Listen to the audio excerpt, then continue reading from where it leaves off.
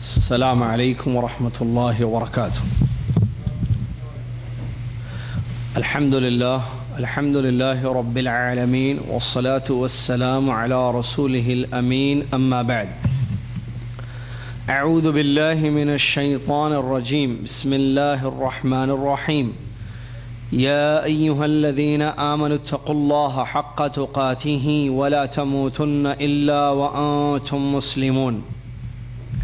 يا أيها الناس اتقوا ربكم الذي خلقكم من نفس واحدة وخلق منها زوجها وبث منهما رجالا كثيرا ونساء واتقوا الله الذي تساءلون به والأرحام إن الله كان عليكم رقيبا.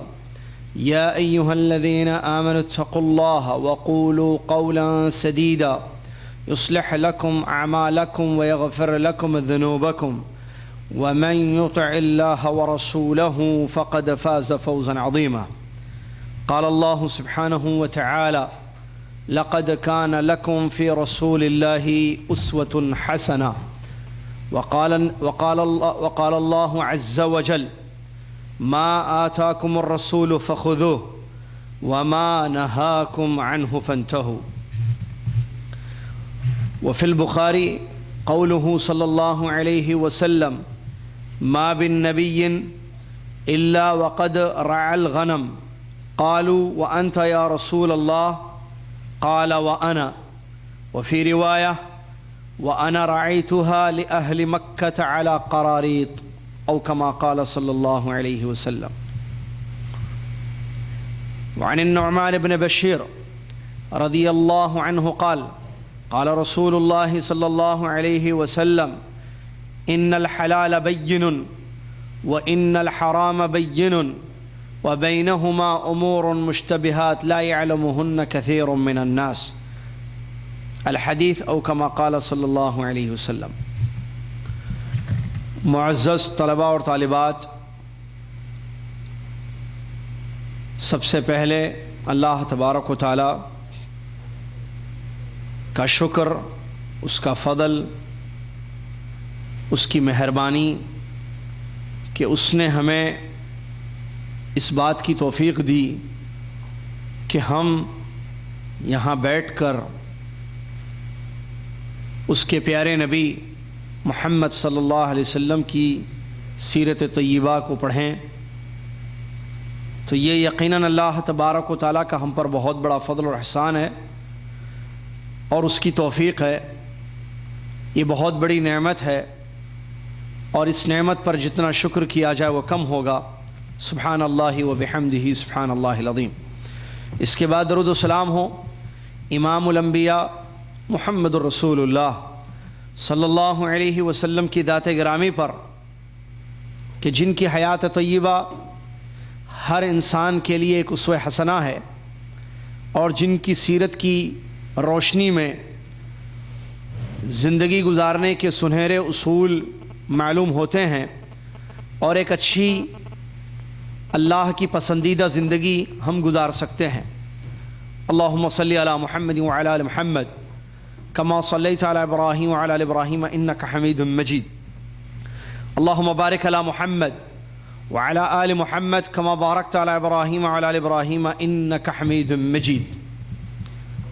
یہ 10واں علمی دورہ پیارے نبی علیہ الصلوۃ والسلام کی سیرت طیبہ کے بارے میں کہ سیرت نبوی صلی اللہ علیہ وسلم کی روشنی میں زندگی گزارنے کے سنہرے اصول، یہ سلسلہ الحمدللہ جاری ہے اور اس سلسلے کی یہ 4تھی کلاس ہے. اس سے پہلے 3 کلاس ہو چکی ہیں، یہ 4تھی ہے. اس کے بعد اور 2 کلاس باقی رہ جائیں گے انشاءاللہ، جس میں ہم پیارے نبی علیہ السلام کی سیرت کے ایک حصے کو جو ہجرت سے پہلے کا حصہ ہے یا آپ کہیں عہد مکی دور کو جو ہم پڑھ رہے ہیں انشاءاللہ اس کو مکمل کریں گے. اللہ سے دعا ہے کہ اللہ تبارک و تعالی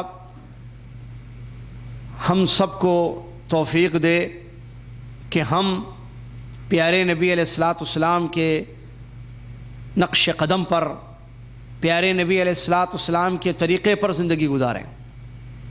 अल्लाहुम्मा आमीन। आज रबीउल अव्वल की 20 तारीख़ है 1434 हिजरी और पहली फरवरी या पहली तारीख़ फरवरी की 2013 ईस्वी। मकतब ताउनी लिद्दावत वल इरशाद व तौईअत अल जालियात शर्क़ जिद्दा के इस प्रोग्राम में, इस दौरे इल्मी में आप शरीक हैं। सिलसिला भी शुरू करेंगे हम, और उसको शुरू करने से पहले आपको ये बात मैं बता दूं कि ये इल्मी दौरा है कि जिसमें प्यारे नबी अलैहिस्सलाम की सीरत के हवाले से अहम नुकात सही अहादीस की रोशनी में आपकी खिदमत में पेश किए जा रहे हैं। और ये एक इल्मी मजलिस है, एक इल्मी महफिल है, बल्कि मजलिस ज़्यादा अच्छा लफ्ज़ है, इल्मी मजलिस है। और इल्मी मजलिसों में शैतान पूरी इस बात की कोशिश करता है कि हम सो जाएं या हम तवज्जो हटा दें, ताकि किताब व सुन्नत की रोशनी में जो इल्मी बातें बताई जाती हैं वो हमें याद न रहें या वो हमसे चूक जाएं। तो इसीलिए पूरी तवज्जो के साथ बैठना चाहिए और बातों को समाअत करना चाहिए और अऊज़ु बिल्लाहि मिनश शैतानिर रजीम पढ़ना चाहिए। अगर ये खदशा हो कि शैतान हमें बहका रहा है या शैतान वसवसे डाल रहा है, तो अऊज़ु बिल्लाहि मिनश शैतानिर रजीम पढ़ेंगे तो शैतान इंशाअल्लाह भाग जाएगा।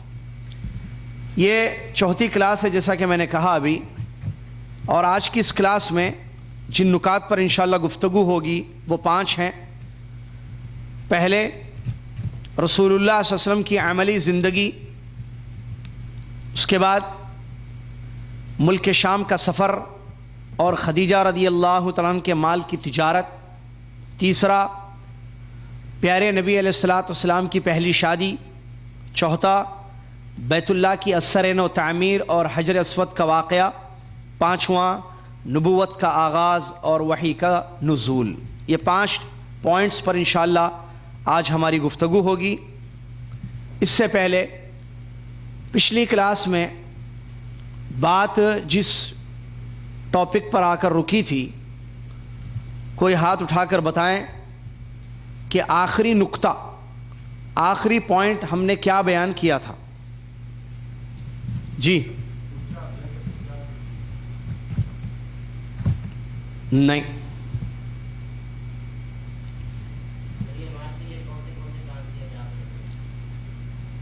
नहीं, आखिरी पॉइंट जिस पर बात रुकी थी, जो मुज़क्किरे में भी है, आखिरी बात जहां पर रुकी थी बात,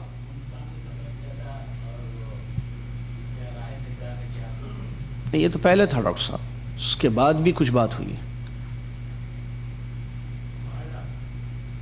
जी आ रहे हैं आप, आइए।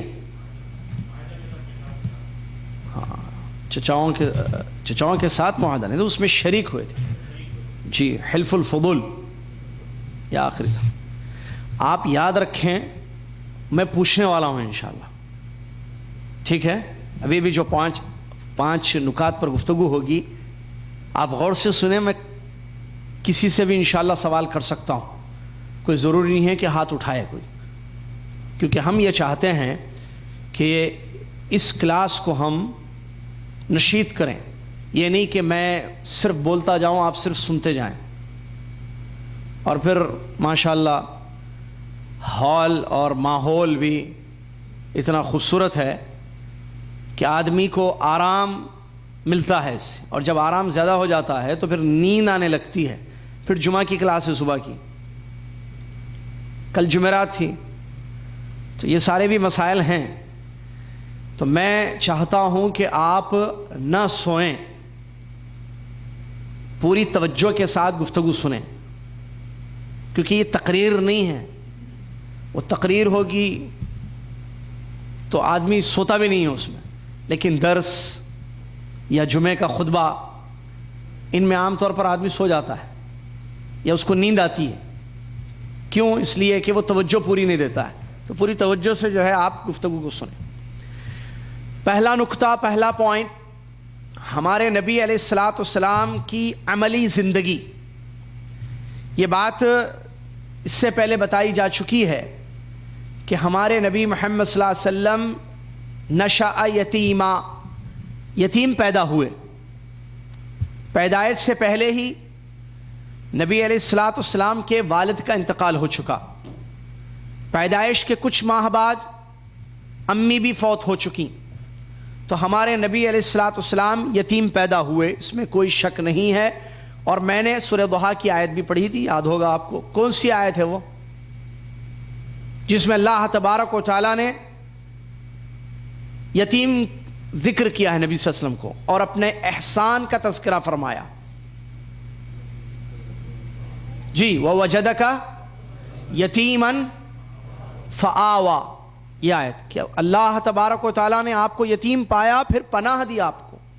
تو اللہ تبارک و تعالیٰ کی توفیق سے پہلے دادا کا نام عبد المطلب، اس کے بعد چاچا نے کفالت کی، پرورش کی. پھر بنی سعد میں نبی علیہ الصلاۃ والسلام اپنے رضائی بھائیوں، دودھ شریک بھائیوں کے ساتھ بکریاں چراتے تھے، جیسا کہ ابن اسحاق نے اپنی سیرت میں اس بات کو ذکر کیا ہے کہ پیارے نبی علیہ الصلاۃ والسلام کے بارے میں یہ ثابت ہے کہ شروع انہوں نے جو کیا وہ بکریاں چرانا آپ کا عمل رہا. بنی سعد میں اپنے رضائی بھائیوں کے ساتھ بکریوں کو چراتے تھے. پھر جب مکہ مکرمہ تشریف لائے تو اللہ کے نبی علیہ الصلاۃ والسلام چند قیرات کے عوض اہل مکہ کی بکریوں کو چراتے تھے، جیسا کہ بخاری شریف کی حدیث سے بھی یہ بات ثابت ہے. پیارے نبی علیہ الصلاۃ والسلام نے فرمایا ما بن نبی الا وقد رعى الغنم، ہر نبی نے بکریاں چرائی ہیں. تو آپ سے سوال کیا گیا وَأَنْتَ يَا رسول اللہ، آپ اے اللہ کے رسول صلی اللہ علیہ وسلم. تو آپ نے فرمایا وَأَنَا، اور میں نے بھی بکریاں چرائی ہیں. ایک دوسری روایت میں نبی علیہ الصلاۃ والسلام نے یہ فرمایا وَأَنَا رَعَيْتُهَا لِأَهْلِ مَكَّةَ عَلَى قَرَارِيط، میں نے مکہ والوں کی بکریاں کچھ قراریت کے بدلے چرائی ہیں. کیا مطلب اس حدیث کا؟ دو حدیث ہیں. یہ ہمارے نبی علیہ الصلاۃ والسلام کی عملی زندگی تھی شروع میں، کہ پیارے نبی صلی اللہ علیہ وسلم نے جو عمل شروع کیا، کام شروع کیا، وہ تھا بکریاں چرانا. آغاز میں اپنی زندگی یا اپنی جوانی کے آغاز میں نبی علیہ الصلاۃ والسلام کا یہ عمل سیرت کے مستند حوالوں سے اور بخاری مسلم وغیرہ کی حدیثوں سے ثابت ہے. بلکہ یہ بات بھی ثابت ہوگی اس حدیث کے الفاظ سے ما من نبی الا وقد رعى الغنم، ہر نبی نے بکریاں چرائی ہیں. یہ صرف ہمارے نبی محمد صلی اللہ علیہ وسلم نہیں بلکہ اس سے پہلے جتنے پیغمبر آئے، جیسا کہ معلوم ہے ہمارے نبی صلی اللہ علیہ وسلم آخری نبی ہیں، اور پہلے رسول اور پہلے نبی ہیں حضرت نوح علیہ الصلاۃ والسلام. تو نوح علیہ الصلاۃ والسلام سے لے کر آخری نبی محمد صلی اللہ علیہ وسلم تک جتنے پیغمبر آئے، انہوں نے ان فنان شباب میں یا آغاز شباب میں ابتدائی جو عملی زندگی رہی ہے اس میں بکریوں کا چرانا ثابت ہے. اور یہ ایک اچھا عمل ہے، اور اس کے پیچھے حکمت اہل علم بتاتے ہیں واللہ تعالی عالم. انسان جب یہ کام کرتا ہے تو صبر اور تحمل اس کی زندگی میں پیدا ہوتا ہے. بکریوں کا چرانا، اس میں انسان کو بڑے صبر اور تحمل اور رفق کی ضرورت پڑتی ہے، نرمی. کیونکہ حدیث سے یہ بات بھی ثابت ہے کہ بکریاں چرانے والوں میں عام طور پر رفق اور نرمی پیدا ہوتی ہے. وہ اس کام کا شاید اثر ہوگا. اور آگے پیارے نبی علیہ الصلاۃ والسلام سے اللہ تبارک و تعالیٰ کو ایک بہت عظیم دنیا کا کام لینا تھا، بہت بڑا کام. دنیا کا، بلکہ سب سے بڑا کام، اور وہ ہے لوگوں کو کفر اور شرک سے نکال کر توحید و سنت کی دعوت دینا، لوگوں کو غیر اللہ کی بندگی سے نکال کر ایک اللہ کی عبادت کی طرف دعوت دینا۔ تو یہ دنیا کا سب سے عظیم کام ہے، دنیا کا سب سے بڑا کام ہے۔ تو اس بڑے کام کے لیے آپ کو تیار کرنا تھا، اللہ نے توفیق دی، آپ نے بکریوں کو چرایا۔ اس سے ایک چیز تو یہ معلوم ہوئی، اور دوسری بڑی بات یہ معلوم ہوئی کہ نبی علیہ الصلاۃ والسلام نے کام کیا ہے، محنت کی ہے، اور جد و جہد یہ ہماری اسلامی تعلیمات میں سے ہے کہ انسان محنت کرے اور اپنی زندگی گزارے، کسی پر ڈپینڈ لائف نہ ہو۔ اسلام ابھارتا ہے انسان کو کسب حلال پر، کہ آپ محنت کیجئے، پیسہ کمائیے حلال راستوں سے۔ تو محنت اللہ کے نبی علیہ الصلاۃ والسلام نے کی ہے، سارے پیغمبروں نے کی ہے، اور یہ اسلامی تعلیمات میں سے۔ اسلام انسان کو سست کاہل رہنے کی دعوت نہیں دیتا ہے، بلکہ جد و جہد، اجتہاد اور کسب کی تعلیم دیتا ہے۔ دوسری طرف یہ بات معلوم ہوئی کہ پیارے نبی علیہ الصلاۃ والسلام اہل مکہ کی بکریاں کچھ قرارید کی عوض چراتے تھے۔ قرارید عربی میں جو لفظ بخاری میں آیا ہے قیرات کی جمع ہے، اور قرارید کہتے ہیں چند قرارید کے عوض کا مطلب یہ ہوتا ہے جو اللہ کے نبی علیہ الصلاۃ والسلام لیتے تھے قیرات، اور اس کے بدلے جو ہے بکریاں ان کے چراتے تھے، تو وہ تقریباً آج کل کے حساب سے 100 روپے ہوتے ہیں، روپے کی شکل میں۔ اس زمانے میں قیرات لیتے تھے، اس زمانے کا عملہ تھا وہ، ٹھیک ہے۔ تو تقریباً 90 یا 100 روپے اس کے ہوتے ہیں جو نبی علیہ الصلاۃ والسلام لے کر بکریاں چراتے تھے۔ لہٰذا محنت کر کے پیسہ لینا یہ حلال ہے، یہ بات معلوم ہے۔ محنت کر کے اس محنت کے بدلے پیسہ لینا یہ حلال ہے۔ اس میں شرط یہ ہے کہ دونوں متفق ہو جائیں، جیسا کہ نبی علیہ الصلاۃ والسلام نے بھی اہل مکہ سے اتفاق کیا کہ میں آپ کی بکریاں چراؤں گا، لیکن اس کے بدلے جو ہے یہ چیز، تو انہوں نے اتفاق کیا ٹھیک ہے آپ ہماری بکریوں کو چرائیے، چرانے لے جائیے، اور اس کے بدلے ہم انشاءاللہ آپ کو اتنے قیرات دیں گے جو روپے کی شکل میں آج تقریباً 90 یا 100 روپے ہوتے تھے۔ تو یہ عیب نہیں ہے، سبحان اللہ۔ دیکھیے دنیا کے سب سے بڑے نبی، امام الانبیاء، نبیوں کے سردار محمد صلی اللہ علیہ وسلم نے بکریاں چرائی ہیں، اور یہ حلال کام ہے اور محنت کا کام ہے، ہاتھوں کا کام ہے، اور اس پر اسلام نے ابھارا ہے۔ کچھ حدیثیں آپ کی خدمت میں پیش کروں۔ اللہ کے نبی علیہ الصلاۃ والسلام فرماتے ہیں، بخاری شریف کی حدیث ہے، ما کسب الرجل کسبا اطیب من عمل یدہ، آدمی جو بھی چیز کماتا ہے سب سے اچھی کمائی، سب سے پاک کمائی وہ ہے جو ہاتھوں سے کماتا ہے۔ دوسری حدیث بخاری شریف ہی کی، نبی علیہ الصلاۃ والسلام نے فرمایا، ما اکل احد طعاما قط خیرا من ان یأکل من عمل یدہ فإن نبی اللہ داود علیہ الصلاۃ والسلام کان یأکل من عمل یدہ او کما قال صلی اللہ علیہ وسلم۔ یہ بخاری شریف کی حدیث، نبی علیہ الصلاۃ والسلام فرماتے ہیں، ما اکل احد طعاما قط خیرا من ان یأکل من عمل یدہ، آدمی سب سے اچھا کھانا جو کھاتا ہے، سب سے اچھی کمائی جو ہوتی ہے اس کی، وہ ہے اس کے ہاتھ کی کمائی۔ محنت کر کے آدمی جو پیسے کما کر کھاتا ہے یہ سب سے اچھا کھانا ہے، سب سے پاک کھانا ہے۔ اس کے بعد نبی علیہ الصلوۃ والسلام فرماتے ہیں کہ اللہ کے نبی داؤد علیہ الصلوۃ والسلام نے بھی محنت کی، اپنے ہاتھ سے کما کر کھائے، اپنے ہاتھ سے انہوں نے کمائی کی۔ یہ بخاری شریف کی دوسری حدیث ہاتھ کی کمائی کی اہمیت کو بتاتے ہیں۔ کیا مطلب ہاتھ کی کمائی؟ آدمی خود محنت کرے، خود محنت کرے اور کھائے، اس میں کوئی عیب نہیں ہے۔ حلال کام، کوئی بھی حلال کام آدمی بکریاں چرانا عام طور پر آج کیا سمجھا جاتا ہے؟ بھئی یہ معمولی کام ہے، معمولی درجے کا جو ہے عمل ہے. نہیں میرے بھائی، عمل معمولی درجے کا نہیں ہوتا ہے. آدمی کوئی کہے کہ گاڑی چلائے، ٹھیک ہے، کوئی ڈرائیور ہو تو کیا تصور ہے ہمارے پاس؟ نہیں یہ تو معمولی کام ہے، میں کیسے کروں گا یہ کام؟ یہ ذہن غلط ہے. آدمی حلال کمائے، اپنی محنت سے کمائے، یہ اصل مطلوب ہے جس کی تعلیمات ہیں اور جس پر اسلام نے ابھارا ہے. یہ نہیں کہ کسی پر ٹیکس زندگی ہو کہ بھائی کما رہا ہے دوسرا بھائی کھا رہا ہے، یا سسرال والے دے رہے ہیں اور داماد کھا رہا ہے، یا والد کما رہے ہیں اور بچے جوان ہیں قابل ہیں پھر بھی والد کی کمائی پر زندگی ہے ان کی. نہیں، اسلام نے ابھارا ہے انسان کو کمائی پر، محنت پر. اور عمل جیسا کہ میں نے بھی کہا چھوٹا بڑا نہیں ہوتا ہے. آدمی یہ کہے کہ نہیں گاڑی چلانا، یہ میں کیسے چلاؤں گا گاڑی، یہ تو معمولی سا کام ہے.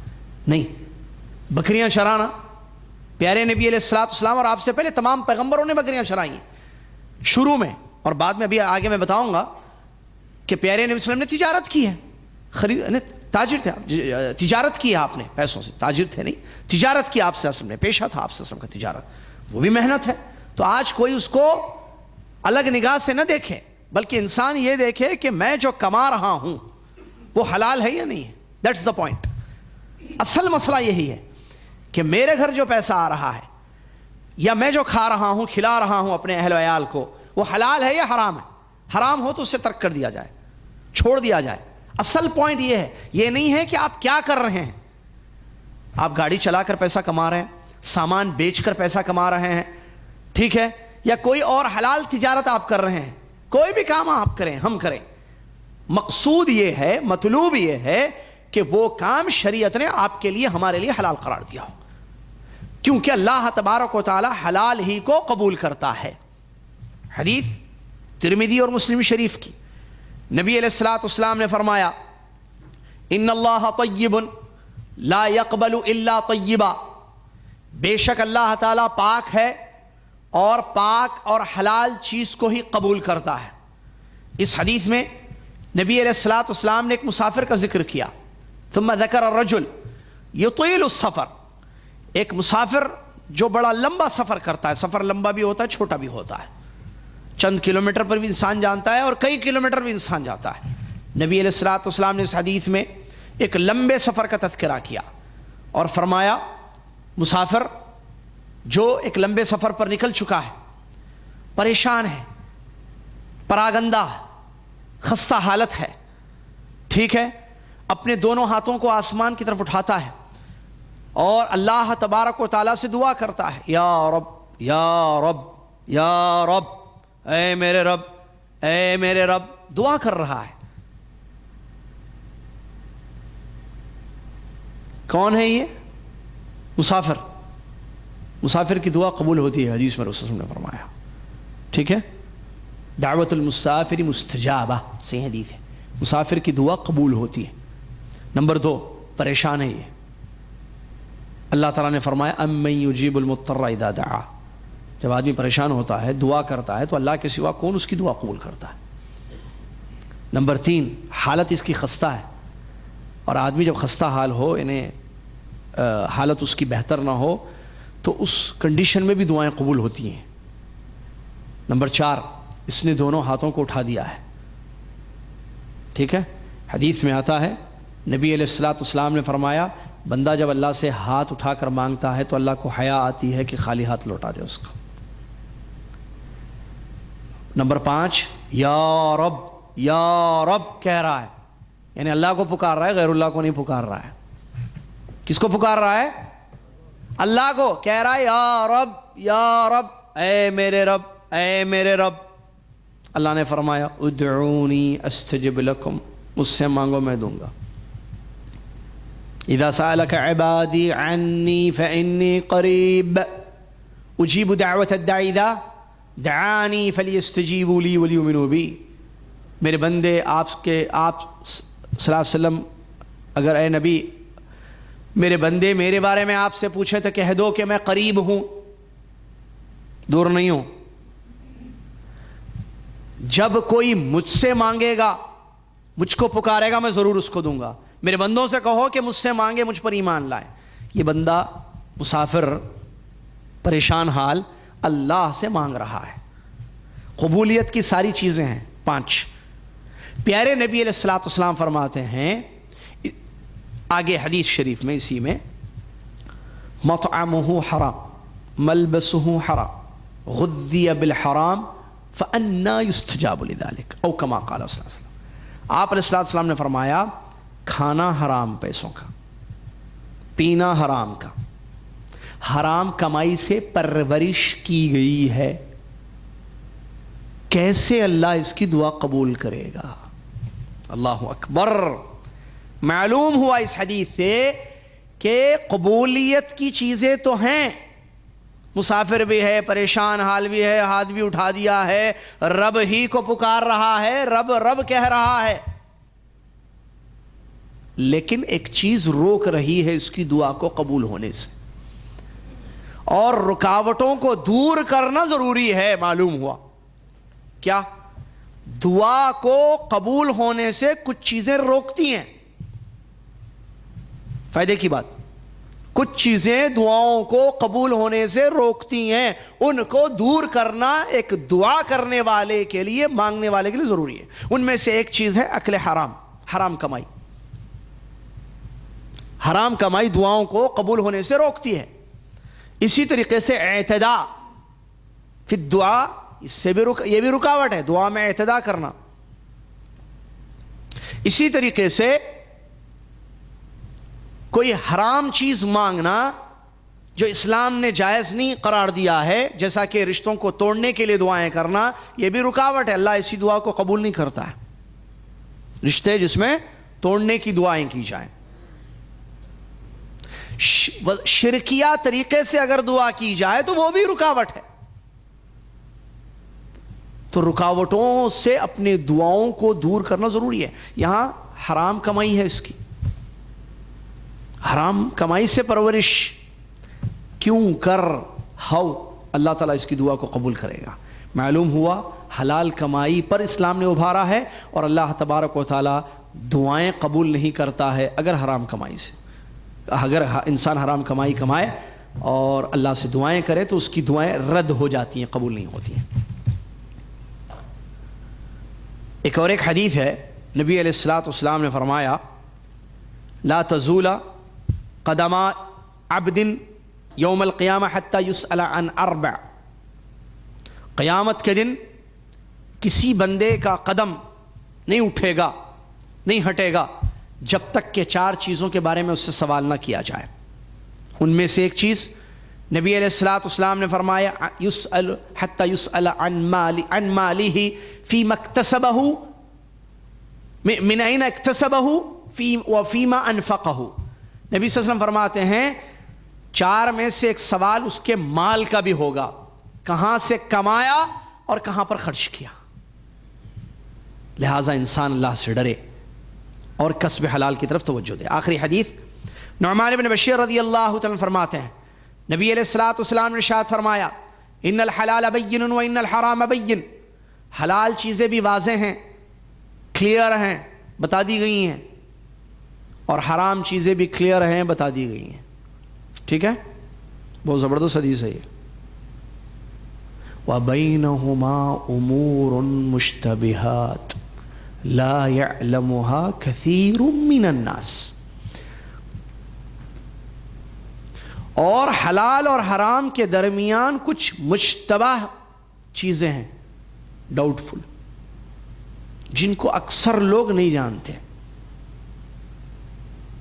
تو جو شخص آگے فرماتے رسول فمن وقع الشبہات، جو شبہات سے دور ہو گیا، اس نے اپنی عزت، اپنے اسلام کو، اپنے دین کو بچا لیا۔ اور ومن وقع فی الشبہات وقع فی الحرام، اور جو شبہات میں پڑ گیا وہ حرام میں واقع ہو جائے گا۔ کیا حدیث ہے بھائی؟ کیا مطلب حدیث کا؟ اسلام میں حلال کلیئر ہے، یہ حلال، یہ حلال، یہ حلال بتا دیا گیا ہے، ٹھیک ہے نا؟ اسلام میں حلال کلیئر ہے کا مطلب قرآن اور حدیث میں اس کو بتا دیا گیا ہے کہ کیا چیزیں حلال ہیں، ہے نا؟ کیا کمائی حلال ہے، کیا چیز حلال ہے سب بتا دیا گیا، کھانے میں، پینے میں، پیسہ حاصل کرنے میں بتا دیا گیا. جیسے مثال حل اللہ البیع، مثال ہے قرآن میں اللہ نے فرمایا کہ اللہ نے تجارت کو حلال کیا ہے، تو معلوم ہوا کہ تجارت کیا ہے بھائی؟ حلال ہے. بیچنا، خریدنا، اس کے اصول اور ضوابط ہیں، یہ الگ مسئلہ، لیکن بیسیکلی یہ کام یعنی بیچنا، بیع تجارت کو کہتے ہیں. تجارت حلال ہے. وحرم الربا، سود کو اللہ نے حرام قرار دیا، تو معلوم ہوا اس آیت سے کہ سود کیا ہے؟ حرام ہے. تو حدیث میں رسول اللہ کیا فرماتے ہیں؟ حلال بھی واضح ہے، حرام بھی واضح ہے، کلیئر ہے. لیکن ان دونوں کے درمیان کچھ چیزیں مشتبہ ہیں. کیا مطلب؟ یعنی ٹوٹل 3 ٹائپ کی چیزیں ہیں، ایک حلال اور ایک حرام اور ایک ڈاؤٹ فل چیزیں، مشتبہ چیزیں. نہیں، حدیث کا یہ مطلب نہیں ہے. حدیث کا یہ مطلب ہے کہ کچھ چیزیں حلال ہیں، کلیئر ہیں. جیسا کہ میں نے بھی ایک آیت پڑھی، احل اللہ البیع، تجارت اللہ نے حلال کی ہے، بات صاف ہے بھئی تجارت کرنا حلال ہے، بیچنا، خریدنا. گاڑی بیچیں، گاڑی خریدیں، موبائل بیچیں، موبائل خریدیں، کپڑے خریدیں، کپڑے بیچیں، کتابیں خریدیں، کتابیں بیچیں. ٹھیک ہے، چاول خرید کے لائیں بیچیں، حلال ہے بھائی. گھڑیاں خرید کے لائیں بیچیں مارکیٹ میں، حلال ہے صاحب، کلیئر ہے. والحرام بین، حرام چیزیں بھی کلیئر ہیں، یہ بھی بات سمجھ میں آ گئی. جیسے سود حرام ہے بھائی، جھوٹ بولنا حرام ہے، دھوکہ دے کے کمانا حرام ہے، واضح طور پر بتائے گا. ٹھیک ہے، خنزیر کا گوشت بیچنا حرام ہے. ٹھیک ہے، یا اسی طریقے سے اور شراب کی تجارت کیا ہے؟ حرام ہے. جوا حرام ہے، تو بتا دیا گیا ہے. چلیے، ان دونوں کے درمیان جو مشتبہ چیزیں ہیں، کیا مطلب کیا ہے کہ وہ جو چیزیں ہیں کچھ کلیئر نہیں ہیں اکثر لوگوں کو کہ یہ حلال ہے یا حرام ہے، وہ دونوں میں سے ایک، لیکن اکثر لوگ اس کو نہیں جانتے. یہ پیارے نبی صلی اللہ علیہ وسلم نے فرمایا. پھر آگے کیا فرمایا؟ اب جب اکثر لوگ نہیں جانتے، اس کا مطلب کچھ لوگ ہیں جو جانتے ہیں، اور وہ کون لوگ ہیں؟ اہل علم. تو علم کی اہمیت بھی معلوم ہو رہی ہے یہاں پر. چلیے صاحب آگے. اب کرنا کیا ہے؟ حلال چیز معلوم ہے، حرام چیز معلوم ہے. حلال معلوم ہے، حلال کھائیے، حلال پیجیے، حلال کیجیے، حلال پیسہ کمائیے. حرام معلوم ہے نا، تو حرام چیزیں مت کھائیے، حرام چیزیں مت پیجیے، حرام چیزوں کو مت استعمال کیجیے، حرام طریقے سے پیسہ مت کمائیے. اب جو نہیں معلوم چیزیں ہیں جو اہل علم جانتے ہیں، اکثر لوگ نہیں جانتے، اس سے دور رہیے. تو جو اس سے بچ گیا اس نے اپنے دین کی حفاظت کر لی، اور جو اس میں پڑ گیا وہ حرام میں واقع ہو جائے گا. زبردست حدیث ہے نہیں؟ جو نہیں معلوم ہے نا کہ حلال ہے یا حرام ہے. اب یہ ایک ٹائپ کا بزنس آپ کے سامنے آیا، بھائی آپ کو ایک چیز پیش کی گئی آپ کے سامنے کہ آپ اس میں پیسے ڈالیے بھائی، بہت انکم ہے، بہت فائدہ ہے. آپ کو نہیں معلوم حلال ہے یا حرام ہے، مشتبہ ہے چیز، چھوڑ دیجیے. یا واقعی تحقیق کرنی ہے تو اہل علم سے تحقیق کر لیجیے جن کو معلوم ہے. پھر پتہ چل جائے، کنفارم ہو جائے کہ حلال کاروبار ہے، پیسہ ڈالیے، کیجیے حلال کام، ورنہ چھوڑ دیجیے. تو یہ بہت ضروری ہے کہ انسان اپنے آپ کو حرام کمائی سے بچائے. پیارے نبی علیہ السلام نے چند قیرات کے عوض بکریاں چرائی ہیں. ہم اپنے بچوں کو یہ سکھائیں کہ بیٹے کمانا، محنت کرنا، اپنی اولاد کو تعلیم دیں. کس چیز کی؟ کمائی کی. ہمارے نبی صلی اللہ علیہ وسلم کی تعلیم. آج کمانے کے طریقے سکھائے جاتے ہیں، کورسز ہوتے ہیں دنیا میں. اور میں آپ کو ایک بنیادی بات بتا کر میں اگلا پوائنٹ، پیارے نبی صلی اللہ علیہ وسلم کا سفر ملک شام کا اور خدیجہ رضی اللہ عنہا کے مال سے تجارت، اس پوائنٹ، سیکنڈ پوائنٹ پر آؤں گا انشاءاللہ. بچوں کی تربیت بہت ضروری ہے. بچوں کو یہ بتایا جائے کہ یہ جو تعلیم ہم تم کو دے رہے ہیں، انگریزی تعلیم، بلکہ اس سے پہلے ایک بات، میں ایک سوال آپ سے کرتا ہوں. آپ آج بتائیے، آئندہ جمعہ بتائیے، کوئی مسئلہ نہیں، لیکن بتائیے سوچ سمجھ کر، تعلیم کا مقصد کیا ہے؟ کیوں تعلیم کیوں ہم دے رہے ہیں؟ یہ بہت اہم سوال ہے. میں نے آپ کو دے دیا ہے سوال، جواب آپ تلاش کریں، کیونکہ آپ تعلیم دے رہے ہیں، میں بھی تعلیم دے رہا ہوں. ٹھیک ہے، میں نے بھی تعلیم حاصل کی ہے، آپ نے بھی تعلیم حاصل کی ہے، آپ بھی تعلیم دیتے ہیں اپنے بچوں کو، اور اس کی اہمیت بتانے کی ضرورت نہیں ہے، آپ کو معلوم ہے اس کے لیے جو قربانیاں آپ دے رہے ہیں، پیسہ، وقت اور بھی بہت ساری چیزیں، جیسے کہ آدمی یہاں رہ کر اپنے بچوں کو اپنے ملک میں پڑھاتا ہے، یہاں محنت کرتا ہے، پیسے کماتا ہے، بھیجتا ہے، فیس بھرتا ہے اپنے بچوں کی، ہے نا بھائی؟ تعلیم کی اہمیت مانو۔ سوال میرا یہ ہے، بہت اہم سوال ہے یہ، اور مجھے جواب آئندہ جمعہ چاہیے آپ سے۔ کب چاہیے؟ آئندہ جمعے کی کلاس میں چاہیے کہ تعلیم کا مقصد کیا ہے، بہت ضروری ہے یہ، سوچ لیجئے، یہ سوال ہے، اس کے بعد جواب آپ دلائیں۔ اسلام اللہ کی معرفت کراتا ہے، نبی صلی اللہ علیہ وسلم کی معرفت، دین کی معرفت کراتا ہے، اور کسب حلال پہ ابھارتا ہے انسان کو، ٹھیک ہے؟ یہ خیر آئندہ کلاس میں ہم شروع میں جب جواب آئے گا آپ کا اس پر ڈسکس کریں گے، تب تک کے لیے اس کو چھوڑ دیتے ہیں۔ اس کو تعلیم کا مقصد کیا ہے، یہ بہت ضروری ہے، یہ ایسے نہیں کہہ رہا ہوں میں، آپ سوچ کر غور سے، کیونکہ آپ خود دے رہے ہیں نا، تو آپ بیٹھ کر اپنی فیملی کے ساتھ، اپنی اہلیہ کے ساتھ بیٹھیے اور بیٹھ کر بولیے کہ ہمارے استاد نے ہماری کلاس میں ہم سے ایک بڑا اہم سوال کیا ہے اور جواب آئندہ ہفتہ مانگا ہے، اور وہ یہ کہ ہم اپنے بچوں کو تعلیم کیوں دے رہے ہیں، اور وہ مجھے جواب چاہیے۔ آپ اپنی وائف بیٹھ کے، بھائی آپ دے رہے ہیں نا تعلیم، کل سیٹرڈے ہے نا، کل ہفتہ ہے نا، کل اسکول بھیجیں گے بچوں کو، آپ کیوں بھیج رہے ہیں، یہ آپ دیجئے مجھے جواب آئندہ جمعہ، ابھی نہیں، سوچ کر۔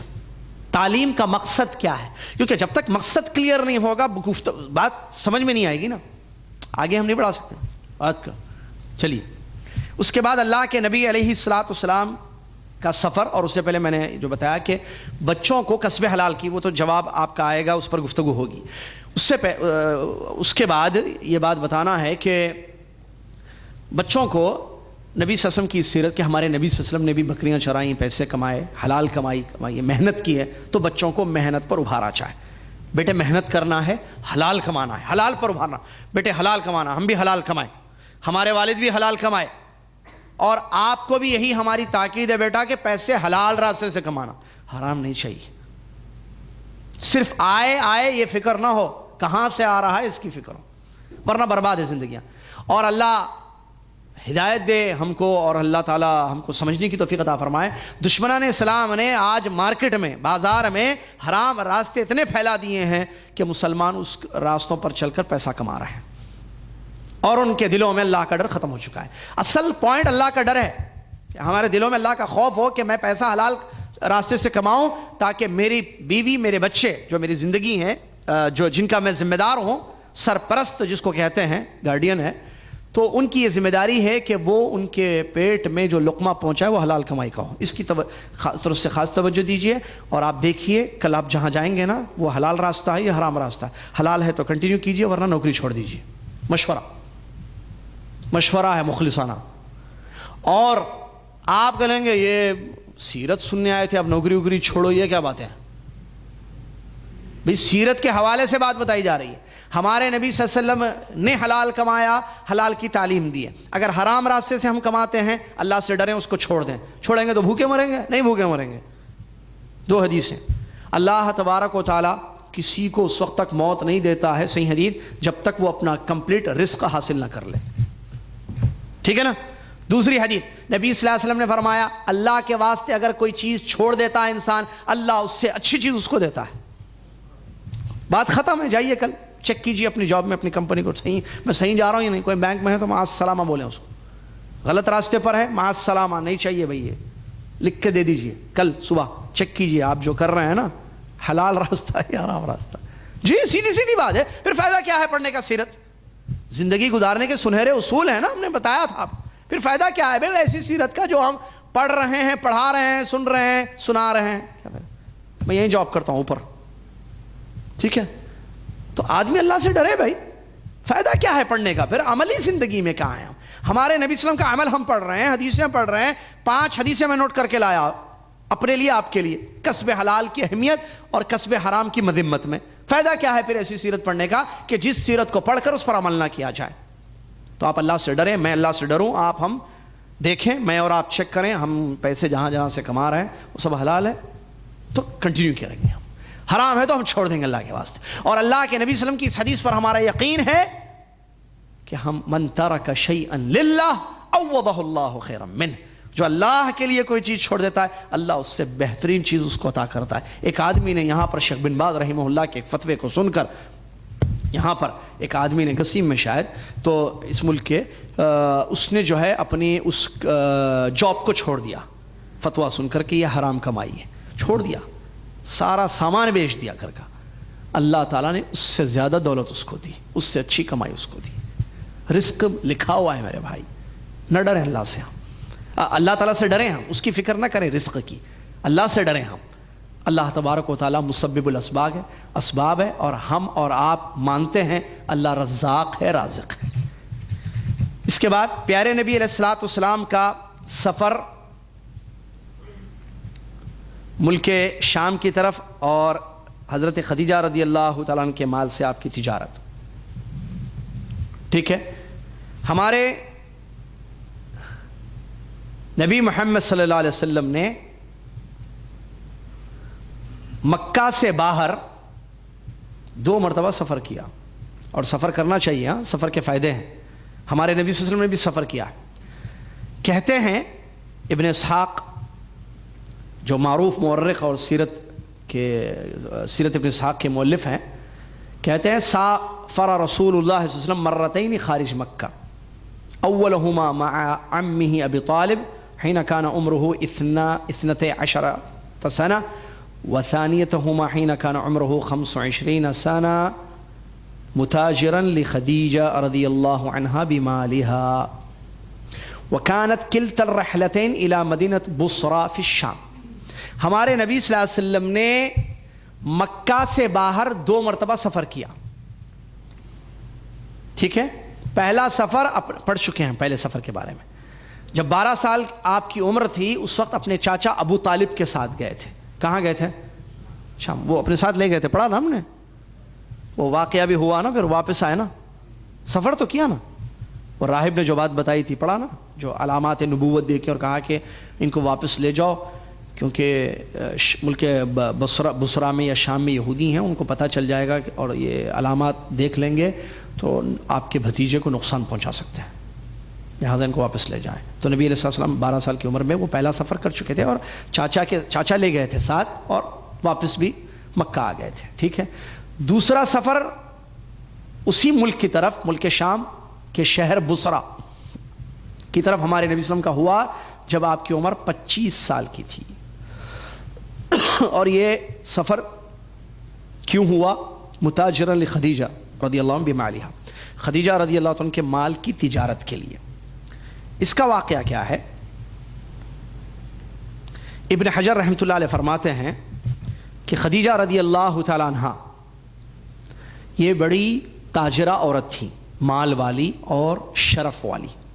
خدیجہ بنت خویلد رضی اللہ تعالیٰ عنہ شرف یعنی بڑے اچھے خاندان کی ایک شریف معزز خوبصورت خاتون خدیجہ رضی اللہ عنہ. اللہ تعالیٰ نے بڑا مال دیا تھا ان کو، تو یہ کیا کرتی تھیں؟ اپنا مال لوگوں کو دیتی تھی. کس لیے؟ بزنس کے لیے. آج بھی ہوتا ہے، تجارت کے لیے وہ مال دیتی تھی. تو لوگ جاتے تھے، مال سے تجارت کرتے تھے، اور اس کے عوض اجرت جو ان کی محنت تھی آدمیوں کو دیتے تھے. بھئی یہ پیسے لو میرے، جاؤ اور جا کر میرے مال سے بزنس کرو. لوگ جاتے تھے، مال لاتے تھے، بیچتے تھے، اور ایک اجرت طے ہوتی تھی. اجرت یعنی تنخواہ، سیلری بولیں آپ، پیسہ، وہ ان کو دیتی تھی. لوگ خوشی خوشی جاتے تھے. ظاہر بات ہے پیسہ بھی مل رہا ہے نا بھائی، محنت ہے، پیسہ ہے، وہی نوکری. تو حضرت خدیجہ رضی اللہ عنہ کے مال سے جو ہے تجارت کرتے تھے. ہم نے اس سے پہلے بتایا پچھلی کلاس میں، یاد ہوگا آپ کو، کہ ہمارے نبی علیہ الصلوۃ والسلام بلند اخلاق پر فائز تھے، امانت دار، شریف، دیندار، سچے اور بھروسے والے. ٹھیک ہے.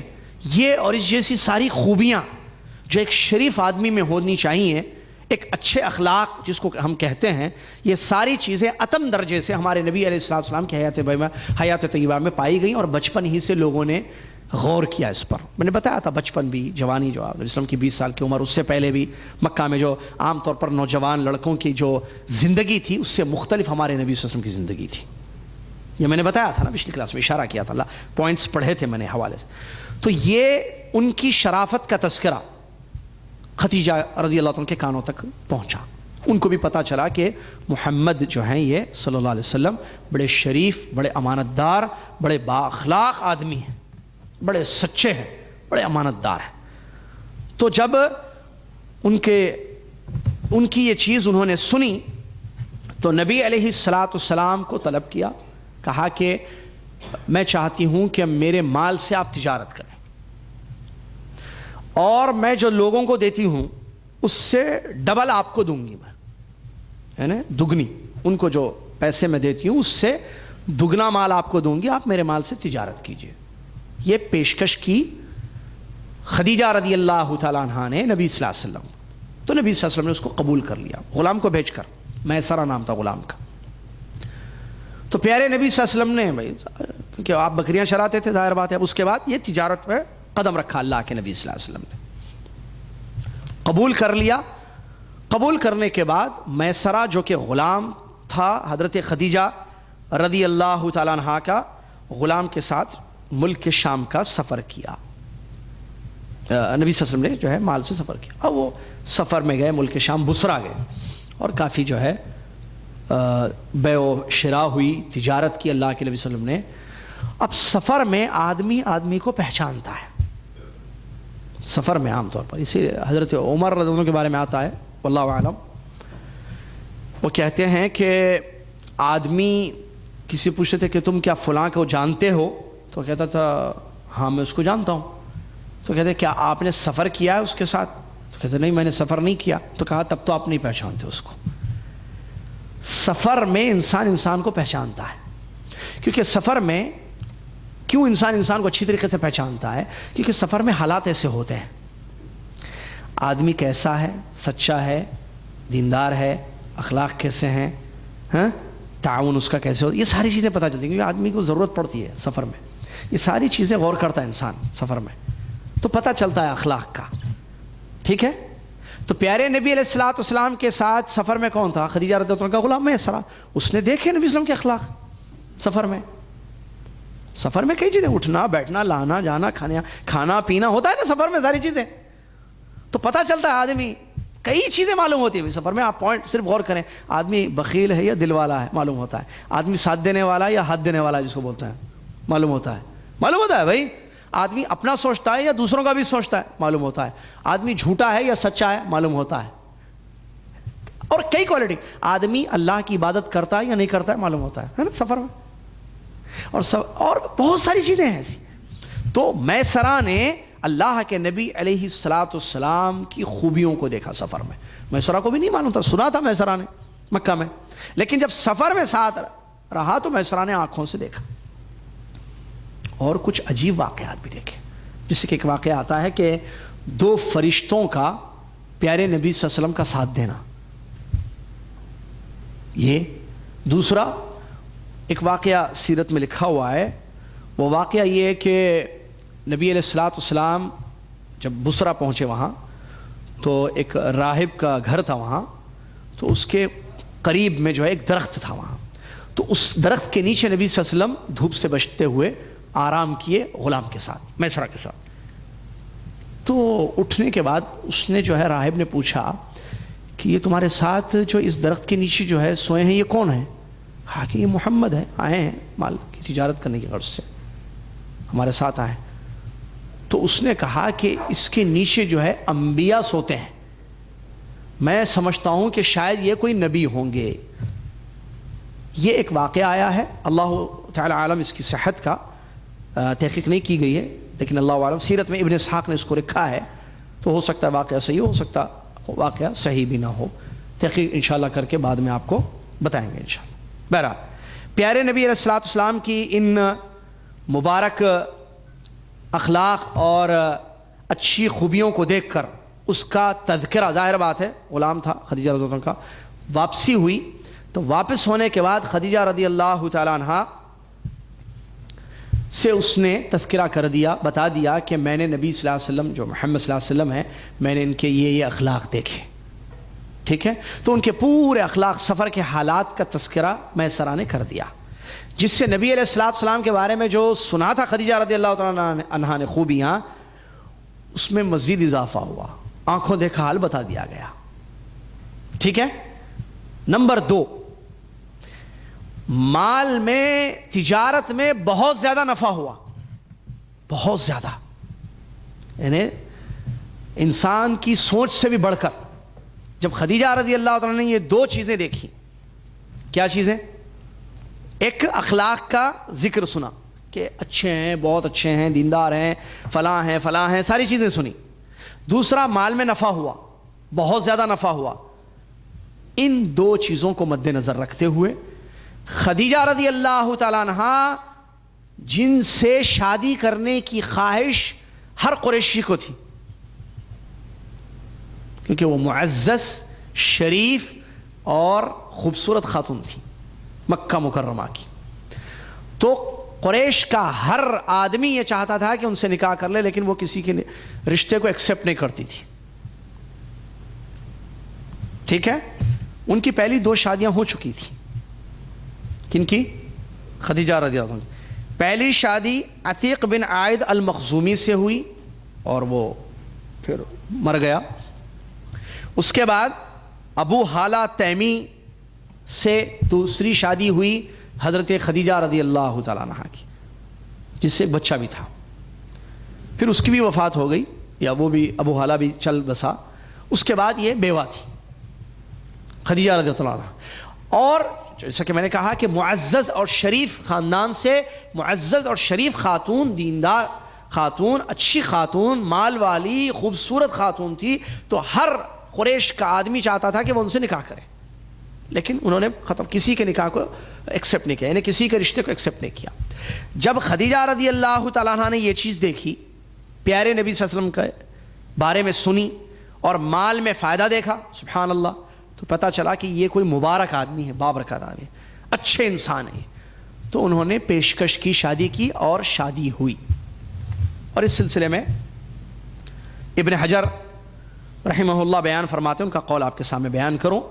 خدیجہ رضی اللہ تعالی عنہ کہتے ہیں، حافظ ابن حجر معلوم ہے کون ہے؟ نہیں، کون ہے؟ فتح الباری کے مصنف ہیں. صحیح بخاری کی بہت سارے لوگوں نے شرح کی ہے، لیکن اس کا حق ادا کرنا امت پر ذمہ داری تھی کہ صحیح شرح کرے، حدیثوں کو سمجھ کر سمجھائے. کوئی سمجھ میں آ رہا ہے؟ بخاری کی یہ حق ادا کیا حافظ ابن حجر العسقلانی رحمۃ اللہ علیہ نے، فتح الباری لکھ. تو علماء نے کہا لا فتح بعد الفتح، فتح البخاری کے بعد کسی فتح کی ضرورت نہیں، لا فتح بعد الفتح. اب حق ادا ہو گیا بخاری شریف کا. ابن حجر رحمۃ اللہ علیہ نے لکھ دی کتاب. یہ مشہور مصنف ہیں، محدث ہیں، فقیہ ہیں، شام کے تھے، یہ مصر کے تھے، یہ ایجپشن تھے. مصر میں بڑے بڑے علماء گزرے ہیں، فار یور کائنڈلی انفارمیشن، بڑے بڑے علماء گزرے ہیں. ٹھیک ہے. تو یہ وہیں کے تھے. انہوں نے یہ بات کہی ہے کہ خدیجہ رضی اللہ تعالیٰ عنہ بڑی شرف اور معزز اور خوبصورت خاتون تھیں. پیارے نبی علیہ السلام ان کی مال کی تجارت کرنے کی غرض سے بصرہ کے بازار پہنچے، واپس ہوئے تو بڑا نفع ہوا، اور ان کی خوبیوں کو میسرہ نے جب بیان کیا تو خدیجہ رضی اللہ تعالیٰ عنہ نے اپنی سہیلی نفیسہ جو یعلا بن امیہ کی بہن تھیں ان سے ذکر کیا کہ میں ان سے نکاح کرنا چاہتی ہوں، آپ جائیں اور جا کر میرا یہ پیغام ان تک پہنچائیں. کن تک؟ محمد صلی اللہ علیہ وسلم تک. چنانچہ اور وہ چپکے سے کہا انہوں نے، کہ انہوں نے خدیجہ رضی اللہ عنہ نے، جیسا کہ ابن حجر رحمۃ اللہ علیہ کے الفاظ ہیں، چپکے سے کہا اپنی سہیلی سے نفیسہ سے کہ اعرض علیہ نکاح، کہ میرا نکاح کی پیشکش ان کے سامنے پیش کریں، ذکر کریں کہ میں ان سے نکاح کرنا چاہتی ہوں. انہوں نے آ کر ذکر کیا کہ خدیجہ رضی اللہ تعالیٰ عنہ جو ہے آپ سے نکاح کرنا چاہتی ہیں. تو پیارے نبی علیہ السلام نے قبول کر لیا. ٹھیک ہے. اس کے بعد نبی علیہ السلام کا نکاح ہوا. پیارے نبی علیہ السلام کی عمر اس وقت 25 سال تھی اور حضرت خدیجہ رضی اللہ تعالیٰ عنہ 40 سال کی تھی. یہ پہلی شادی ہمارے نبی محمد صلی اللہ علیہ وسلم کی ہے. اور خدیجہ رضی اللہ تعالیٰ عنہ کے ولی کون تھے؟ آپ کے چاچا عمر. کس کے چاچا؟ خدیجہ رضی اللہ عنہ کے چاچا، کیونکہ والد جو ہے پہلے ہی فوت ہو چکے تھے. خدیجہ بنت خویلد کا وفات پہلی ہوئی تھی، تو ان کے چاچا عمر باحیات تھے، انہوں نے نکاح پڑھایا. یہاں ایک بات میں بتانا چاہتا ہوں، وہ یہ ہے کہ لڑکی کی شادی کون کرے گا؟ خود لڑکی کر لے گی. کیوں؟ کیونکہ پسند ناپسند ہر آدمی کی مختلف ہوتی ہے. اچھا، اور آج کل جو ہے بچیاں سمجھدار ہیں، ذہین ہیں، وہ خود جو ہے چن لیں گی کون مناسب ہے. وہ کیسے چنیں گی بھائی کالج میں دوستی ہوگی لڑکوں سے، اسکول میں، یا نیٹ ٹو فرینڈس، کیا بولتے ہیں، نیٹ فرینڈس ہوں گے. پھر وہ بات کرے گی، ملے گی، گھومے گی، چیک کرے گی اس کو. اف ہی از پاسبل، کیا بولتا ہے، sorry, if he is suitable for me I will marry. I will inform my parents. If he is not, I will not inform.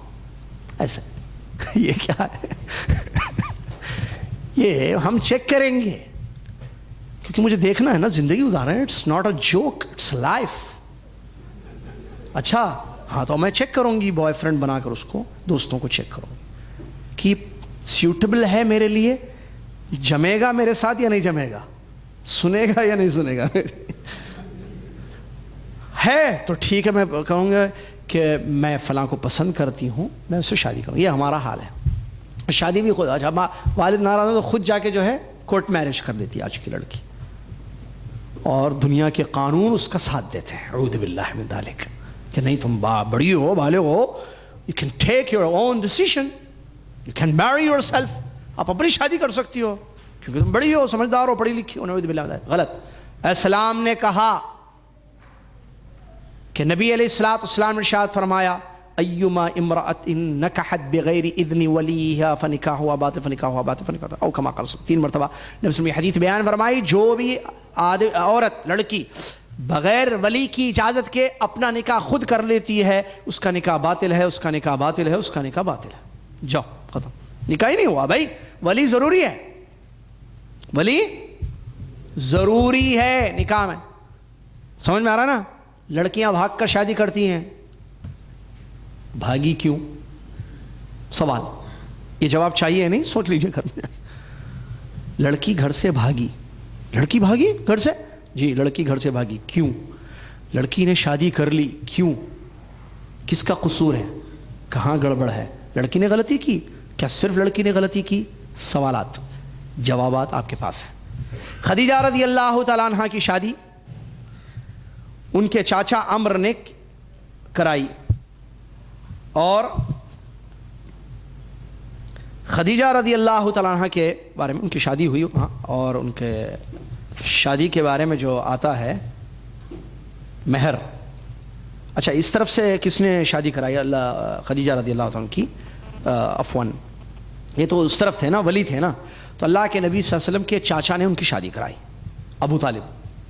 ٹھیک ہے، اور قریش کی مجلس میں خطبہ نکاح ہوا، اور ابو طالب نے جو ہے خطبہ نکاح پڑھایا، جس میں اللہ تبارک و تعالیٰ کی تعریف کی، کیونکہ وہ تعریف کرتے تھے. ابو طالب جو ہے کفر پر مر گئے، یہ صحیح بات ہے، آگے آ رہا ہے وہ.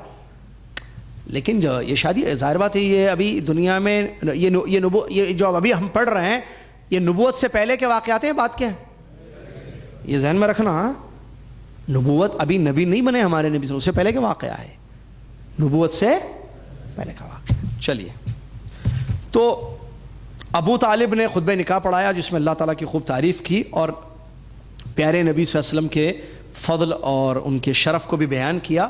اور اس کے بعد ایجاب و قبول کا معاملہ پیش آیا. ایجاب و قبول سمجھتے ہیں کیا؟ رضامندی. کیا رضامندی؟ ایجاب کس کو بولتے ہیں، قبول کس کو کہتے ہیں؟ سوال و جواب. کیا کہ شادی کے بعد آپ کیا بات سنیں گی نہیں سنیں گی؟ ایسے نہیں بھائی. ایجاب اور قبول صحیح معنی بیان کرو نا اس کا، ایجاب و قبول کا صحیح معنی بیان کیجیے. جی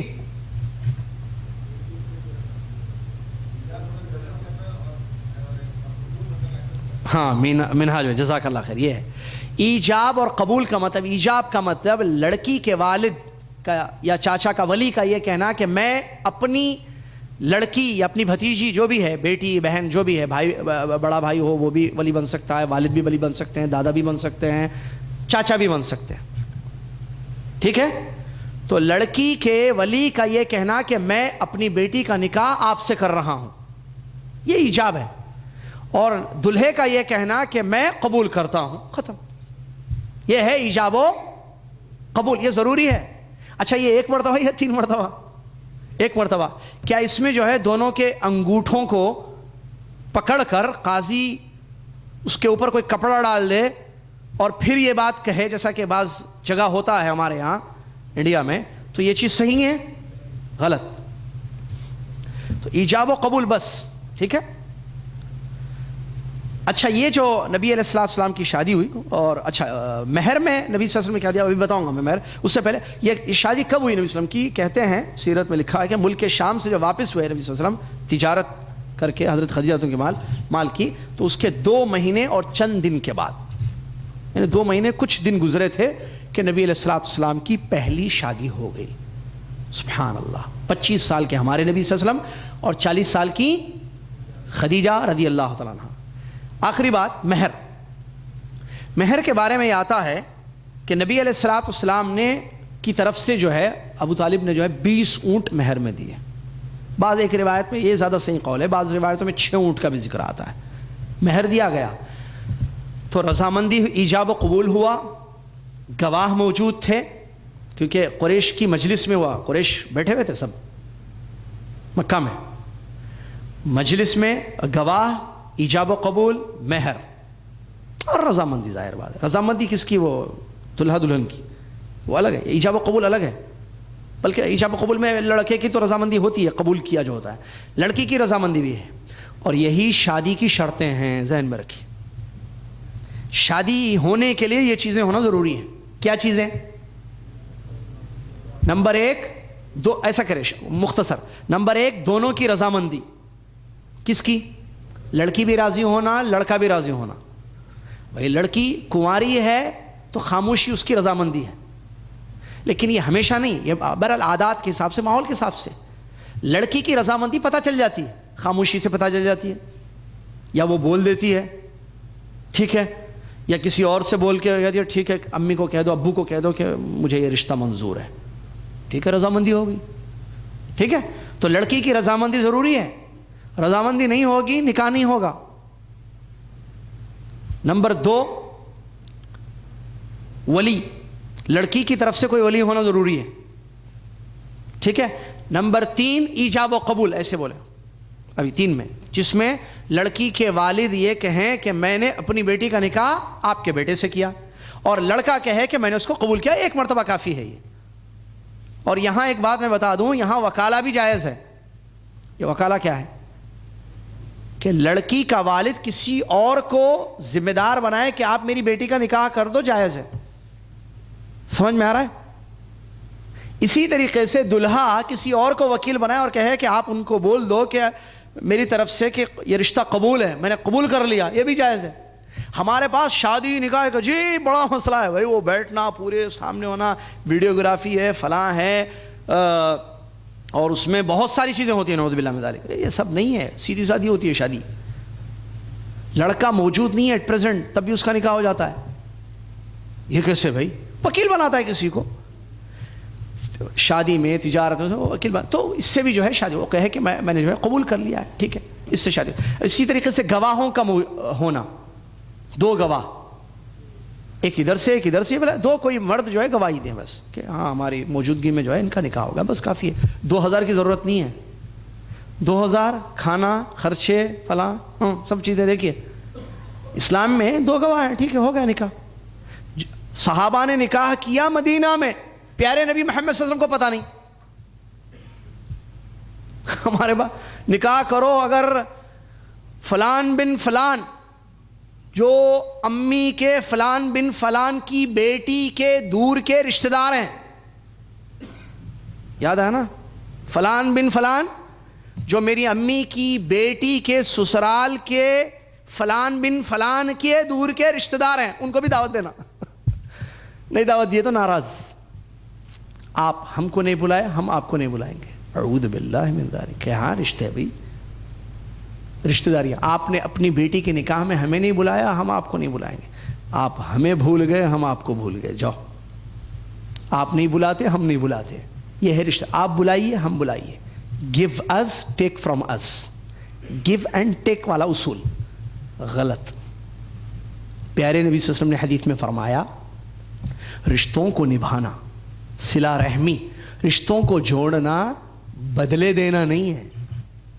آپ دعوت دیجئے, میں بھی دعوت دوں گا. آپ بیٹی کی شادی میں مجھے بلائیے, میں اپنی بیٹی کی شادی میں آپ کو بلاؤں گا. یہ بدلہ ہے. رشتے نبھانا یہ نہیں ہے. اللہ اکبر, کیا حدیث ہے بھائی. پھر رشتے نبھانا کیا ہے کہ سامنے والا کٹ کر دے, آپ جوڑ دیں رشتہ. سامنے والا چھوڑ دے, آپ ملا دیں. یہ ہے رشتے نبھانا. مثال, سامنے والا نہ بلائے, آپ بلائیے. سامنے والا نہ یاد کرے, آپ یاد کیجیے. یہ ہے صلہ رحمی, اور اس کی کافی زیادہ تاکید آئی ہے, اس کو ذہن میں رکھیں.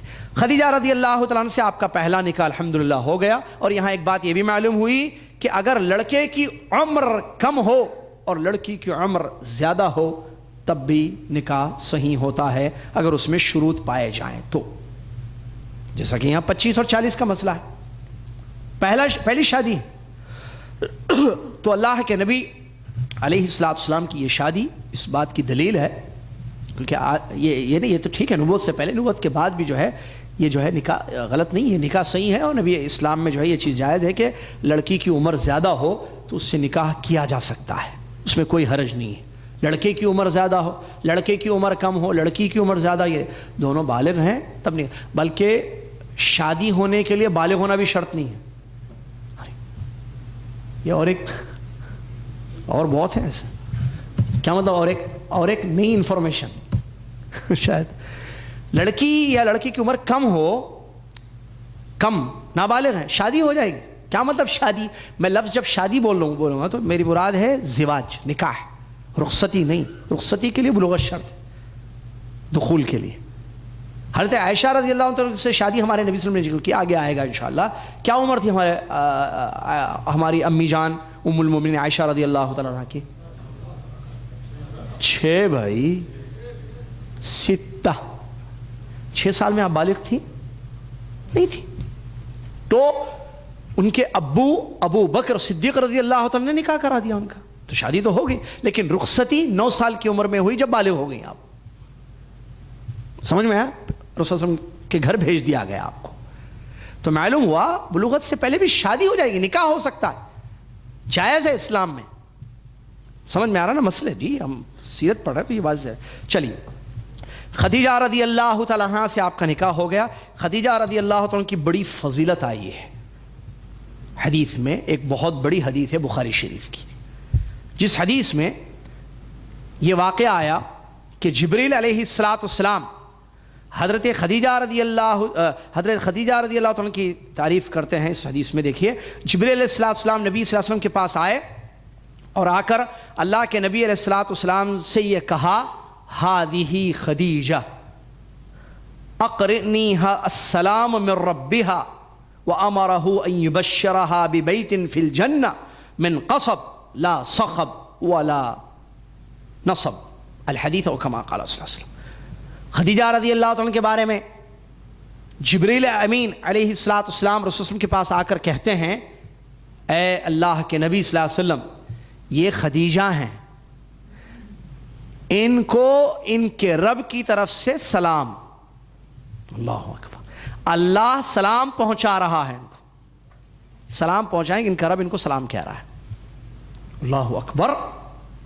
دوسری بات کہی, ان کو خوشخبری دے دیں آپ کہ اللہ تعالیٰ نے جنت میں ایک موتیوں کا محل ان کے لیے تیار کیا ہے. ایسا محل ہے جس میں کسی قسم کی تھکاوٹ نہیں ہوگی اور نہ وہ آواز بلند ہوگی، چیخ و پکار بھی نہیں ہوگی۔ یہ صحیح حدیث ہے بخاری کی ساری حدیثیں صحیح ہیں الحمدللہ، اس میں کوئی شک نہیں ہے۔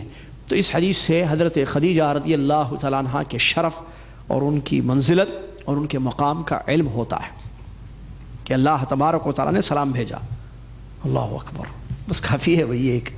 پھر مزید یہ کہ جنت میں محل کی خوشخبری دے دی، موتیوں کے ایک محل کی، جس میں کوئی تھکاوٹ نہیں ہوگی، آرام کی زندگی ہوگی وہاں جنت کے اس محل کی۔ تو اس سے حضرت خدیجہ رضی اللہ تعالیٰ عنہ کے فضیلت معلوم ہوتی ہے۔ اسی طریقے سے مورخین نے یہ بات لکھی ہے کہ حضرت خدیجہ رضی اللہ تعالیٰ عنہ زمانے جاہلیت ہی میں مشہور تھی طاہرہ سے، پاک باز، جس کا معنی ہوتا ہے کیا ہے؟ پاک باز۔ طاہرہ لقب تھا ان کا، طاہرہ کہتے تھے ان کو، یہ طاہرہ ہیں۔ طاہرہ کس کو کہتے ہیں؟ پاک باز خاتون کو۔ تو یہ زمانے ہی سے مشہور تھیں، یعنی زمانے جاہلیت ہی سے مشہور تھیں۔ پھر مزید بات دیکھیے، ان کی ایک فضیلت یہ بھی علماء نے لکھی ہے جو حدیث سے ثابت ہے اور معلوم ہے آپ کو، کہ جتنے بچے اللہ تعالیٰ نے پیارے نبی علیہ السلام کو دیے سوائے ابراہیم کے، ساری اولاد انہی سے ہوئی، خدیجہ رضی اللہ تعالیٰ عنہ سے، سوائے ابراہیم کے۔ ابراہیم جو اللہ کے نبی صلی اللہ علیہ وسلم کے بچے تھے وہ ماریہ قبطیہ سے پیدا ہوئے تھے، ماریہ قبطیہ رضی اللہ عنہ۔ اس کے علاوہ جتنی اولاد ہوئی ہیں، نبی صلی اللہ علیہ وسلم کی کئی ازواج مطہرات تھیں، آگے آئے گا، ٹھیک ہے، آگے پڑھیں گے ہم بعد میں۔ تو ساری اولاد حضرت خدیجہ رضی اللہ تعالیٰ عنہ سے ہوئی، اور وہ اولاد میں کیا ہیں؟ 2 لڑکے ہیں، 4 لڑکیاں ہیں۔ اولاد میں 2 لڑکے ہیں اور 4 لڑکیاں ہیں۔ لڑکے قاسم اور عبداللہ۔ قاسم یہ وہی لڑکے ہیں پیارے نبی صلی اللہ علیہ وسلم کے جو حضرت خدیجہ سے پیدا ہوئے اور جن کے نام سے کنیت آپ کی رکھی گئی اور آپ کی کنیت مشہور ہوئی، اور آپ نے خود فرمایا کہ میں ابو القاسم ہوں، اور منع کیا کنیت رکھنے سے کہ ابو القاسم کنیت نہ رکھی جائے، میرا نام رکھو لیکن میری کنیت مت رکھو، ٹھیک ہے؟ محمد نام رکھ سکتے ہیں، بہت ہے نام ماشاءاللہ، احمد بھی ہے، لیکن کنیت ابو القاسم۔ یہ قاسم بیٹے جو تھے نبی صلی اللہ علیہ وسلم کے، انہی کی طرف نسبت ہے، ابو القاسم، قاسم کے ابا۔ دوسرے جو بیٹے تھے پیارے نبی صلی اللہ علیہ وسلم کے وہ تھے عبداللہ، اور ان کے 2 لقب تھے، طاہر اور طیب، ٹھیک ہے؟ عبداللہ جو بیٹا تھا دوسرا ہمارے نبی صلی اللہ علیہ وسلم کا، وہ اس بچے کے 2 لقب تھے، طیب بھی کہا جاتا تھا اور طاہر بھی۔ تو اس طریقے سے 2 ہمارے نبی صلی اللہ علیہ وسلم کے بیٹے تھے، اور نبی صلی اللہ علیہ وسلم کے یہ دونوں بیٹے جو ہے بچپن ہی میں فوت ہو گئے، چھوٹے ہی تھے، فوت ہو گئے دونوں ایک کے بعد ایک۔ البتہ بیٹیوں نے زندگی گزاری پیارے نبی صلی اللہ علیہ وسلم کی، اور وہ 4 تھیں ترتیب سے۔ پہلے زینب ہوئیں، پھر رقیہ، پھر ام کلثوم پیدا ہوئیں، پھر فاطمہ زہرا رضی اللہ تعالیٰ عنہ۔ 4 نبی صلی اللہ علیہ وسلم کی بیٹیاں تھیں ترتیب سے، زینب، رقیہ، ام کلثوم اور فاطمہ رضی اللہ تعالیٰ عنہ، اور یہ بڑی ہوئیں پیارے نبی صلی اللہ علیہ وسلم کی تربیت میں الحمدللہ، بڑی ہوئیں، اسلام بھی قبول کیا انہوں نے، ظاہر بات مسلمان تھیں یہ، انہوں نے مدینہ کی طرف ہجرت بھی کی، ان کی شادیاں بھی ہوئیں، اور نبی صلی اللہ علیہ وسلم ثم توفاہن الموت قبل الرسول صلی اللہ علیہ وسلم۔ ان 4 بیٹیوں میں سوائے فاطمہ رضی اللہ تعالیٰ عنہ کے باقی 3 بیٹیاں، یعنی زینب، رقیہ اور ام کلثوم رضی اللہ عنہن اجمعین، ان کی وفات نبی صلی اللہ علیہ وسلم کی زندگی ہی میں ہو گئی، یعنی پیارے نبی صلی اللہ علیہ وسلم کی وفات سے پہلے ہی ان 3 بیٹیوں کی وفات ہو گئی۔ صرف ایک بیٹی نے 6 مہینے زندگی گزاری، اور وہ ہے فاطمہ رضی اللہ تعالیٰ عنہ۔ پیارے نبی صلی اللہ علیہ وسلم کی وفات کے بعد 6 ماہ کے بعد ان کی بھی وفات ہوئی، یعنی وہ وفات تک باحیات تھیں، کون؟ فاطمہ رضی اللہ تعالیٰ۔ باقی بیٹیوں کا انتقال ہو گیا پیارے نبی صلی اللہ علیہ وسلم کی وفات سے پہلے، بلکہ آپ کی حیات ہی میں، ٹھیک ہے، اور آپ نے دفن بھی کیا، اور اس سلسلے میں حدیثیں بھی آتی ہیں۔ تو یہ تھا خدیجہ رضی اللہ عنہ کی سے شادی اور نبی صلی اللہ علیہ وسلم کا جو ہے ان سے اولاد کا ہونا، جو ابھی ہم نے آپ کے سامنے بیان کیا۔ اس کے بعد اگلا پوائنٹ ہے بیت اللہ کی تعمیر اور حجر اسود کا واقعہ، ہے نا؟ اب پیچھے سے وہ پیچھے بیٹھے ہیں، وہ بتائیں کہ ہم نے اب تک جو 2 پوائنٹ بتائے ہیں وہ کون سے تھے؟ پیچھے والے جو بیٹھے ہوئے ہیں یا اس طرف، وہ پیچھے کون ہے؟ وہ انور صاحب نہیں، وہ آپ بتاؤ بیٹے، عمر ہے وہ، بتائیے، یا کوئی اور 2 پوائنٹ؟ ابھی تیسرا چل رہا ہے نا؟ نہیں 3 بتایا ہم نے، 3 ہو گئے اب تک، 3 پوائنٹ بتائے، چوتھا اور 5واں باقی ہے جی۔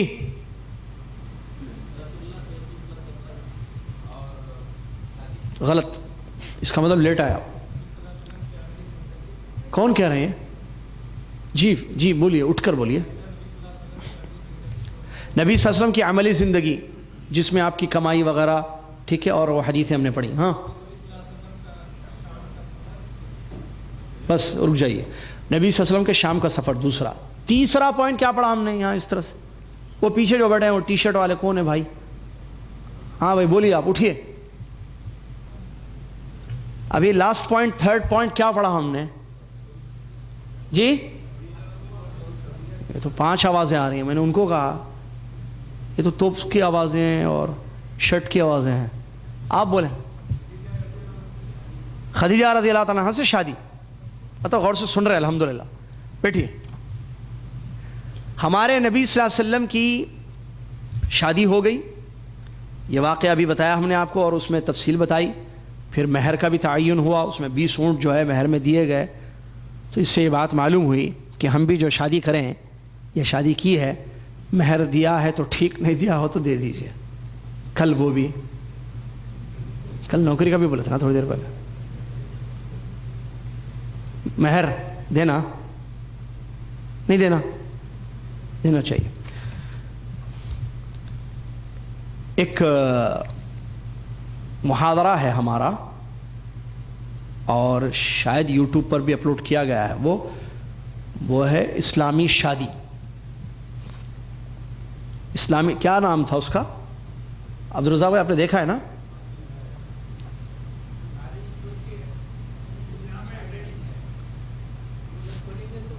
میرجز دیکھیں تو اس میں ہے، یامبو میں ایک موضوع پر خطاب ہوا ہے پورا تفصیلی، میں یہ کہہ رہا ہوں کہ آپ لوگ اس کو ضرور دیکھیں، اور وہ ہے اسلامی کیا ہے، ایسی کچھ موضوع تھا، اسلامی شادی، بہت پہلے کی بات ہے یہ، یعنی شادی اسلام کی روشنی میں، یا اسلام کی شادی میں بربادیاں، یا اس قسم کا کوئی موضوع تھا۔ اسلامی شادی اور نہیں، اسلامی طریقہ اور آج کی شادیاں، آج کی شادیاں اس طریقے سے کچھ تھا، اسلام اور آج کی شادیاں، شاید یہ موضوع تھا، ہاں اسلام اور آج کی شادیاں۔ اس کو سرچ کریں اور اس کو بیٹھ کر پوری فیملی کے ساتھ، بیٹے بیٹیوں کے ساتھ دیکھیں اس کو پورا، ٹھیک ہے۔ اس میں کئی باتیں ہیں جو موضوع سے ریلیٹڈ ہے، مہر، اور آج میں اسلام نے شادی کیسی شادی کا حکم دیا ہے، اور آج ہماری شادیاں کیسی ہو رہی ہیں، اس میں کیا غلط ہے، بہت ساری باتیں جو ہے اس میں مہر بتا دی گئی ہے۔ یہاں مہر سے تھوڑا سا بتانا تھا کہ مہر دینا ہے اسلام میں، ٹھیک ہے، یا تو شروع میں دیا جائے یا تو بعد میں دیا جائے، دونوں جائز ہیں، لیکن دینا چاہیے، یہ بیوی کا حق ہوتا ہے، بغیر مہر کے شادی نہیں ہونی چاہیے۔ لہٰذا جنہوں نے شادیاں نہیں کی ہیں، کرنے کا ارادہ ہے، وہ مہر ضرور دیں، ذہن میں رکھیں، اور جنہوں نے شادیاں کر لی ہیں، بچے بھی ہو گئے، بڑے بھی ہو گئے، یا داماد بھی آ گئے، بہو بھی آ گئی، اب تک مہر نہیں دیے تو دے دیجیے مہر، پوچھ کر کے کتنا تھا پہلے کا وہ دے دیجیے، وہ لڑکی کا حق ہوتا ہے۔ بیت اللہ کی تعمیر اور حجر اسود کا واقعہ۔ ہمارے نبی علیہ الصلوۃ والسلام جب 35 سال کی عمر کو پہنچے، کتنے 25 میں آپ کی شادی ہوئی، اس کے بعد ظاہر بات ہے شادی کی ازدواجی زندگی آپ نے گزاری خدیجہ رضی اللہ عنہ کے ساتھ۔ تو 35 سال کی عمر میں نبی علیہ الصلوۃ والسلام جب 35 سال کے ہوئے تو اس وقت ایک واقعہ ہوا مکہ میں، وہ واقعہ سیلاب آیا مکہ میں، خطرناک سیلاب آیا، اور جس سے خانہ کعبہ کی دیواریں پھٹ گئیں، پانی کے اس اثر سے، سیلاب کے اس اثر سے خانہ کعبہ کی دیواریں پھٹ گئیں۔ پھر اس کی تعمیر کا مسئلہ آیا کہ اثر نو، یعنی دوبارہ اس کی تعمیر عمل میں آئے۔ تو قریش نے آپس میں بیٹھ کر مشورہ کیا کہ ہم جو ہے دیواریں بنائیں گے، اور اس کے لیے جو ہے پیسہ چاہیے، تو سب مل کے پیسے جمع کریں گے۔ تو سبوں نے پیسے جمع کیے اور ہمیں معلوم ہونا چاہیے کہ ان لوگوں نے یہ طے کیا کہ اس میں صرف حلال کمائی کا پیسہ ڈالنا. اللہ، ان کو خانہ کعبہ کی تعظیم تھی، زمانے جاہلیت ہی سے. یہ خانہ کعبہ کی تعظیم زمانے جاہلیت ہی سے تھی. تو ان لوگوں نے یہ طے کیا اور اس حساب سے پیسے جمع کیے گئے. اور ایک رومی کوئی کاریگر تھا اچھا بنانے والا دیوار، تو اس کو پیسے دیے گئے، تو اس نے خانہ کعبہ کی جو ہے دیواریں جو ہے کھڑی کی. اس کے بعد خانہ کعبہ کی جب دیواریں کھڑی کی گئی، مسئلہ آ کر رکا حجر اسود پر کہ حجر اسود کو اس کی جگہ پر کون رکھے گا. یہ بڑا مسئلہ ہو گیا. میں نے ابھی تھوڑی دیر پہلے کہا کہ خانہ کعبہ کی تعظیم تھی ان کی زندگیوں میں، تو اسی لیے ان لوگوں نے طے کیا کہ ہم حلال کمائی ڈالیں گے اور تعمیر کریں گے، کنسٹرکشن ہوگا. ٹھیک ہے، ہو گیا، دیوار بن گئی. اب حجر اسود کو اس کی جگہ پر رکھنا، ہاں اس میں کیا، اب یہاں جھگڑا شروع ہو گیا. ہر قبیلے والا، ہر آدمی یہ چاہتا تھا کہ میں یہ شرف کا، کیونکہ ان کو معلوم تھا یہ جنت کا پتھر ہے، یہ اس پتھر کی اہمیت ان کو معلوم تھی. تو اس کو اس کے جگہ پر رکھنا ہر آدمی خود چاہتا تھا. اس پر کافی زیادہ جھگڑا ہوا، تو میں ہوئی اور بڑی باتیں ہوئیں. قریب تھا کہ جنگ چھڑ جائے، خطرناک جنگ ہو جائے. ٹھیک ہے، تو یہ ایک بڑا مسئلہ ہو گیا. ایک شخص جس کا نام ابو عمر تقریباً ہے، تو انہوں نے یہ مشورہ دیا. ابو امیہ ایک نامی ایک شخص تھا. ابو امیہ جو کافی ذہین اور دانشور آدمی تھا، اس نے کہا کہ ایک کام کرتے ہیں، ہم لڑیں گے نہیں اس پہ. ہم یہ کریں گے کہ کل صبح خانہ کعبہ میں سب سے پہلے جو شخص آئے گا ہم اس کو حکم بنا لیں گے اپنا. کیا مطلب حکم؟ فیصلہ وہ کرے گا، اس کے ہاتھ میں فیصلہ. وہ جو کہے گا، جس قبیلے والے کو کہے گا، جس آدمی کو کہے گا، وہی اس پتھر کو رکھے گا، حجر اسود کو. یہ اس نے مشورہ دے دیا، ورنہ جنگ ہونے والی تھی، لڑائی ہونے والی تھی بہت بڑی. تو بہرحال طے ہوا. اللہ تبارک و تعالیٰ کا کرنا ایسے ہوا کہ سب سے پہلے صبح جو خانہ کعبہ میں داخل ہوئے وہ ہیں ہمارے نبی محمد صلی اللہ علیہ وسلم. اچھا، ہمارے نبی صلی اللہ علیہ وسلم کو نہیں معلوم کہ ماجرا کیا ہے. قریش کی جو لڑائی ہوئی، یا لڑائی آپس میں جو لڑے مطلب زبان سے، صرف ہاتھ سے نہیں، تو یہ معاملہ نہیں معلوم تھا.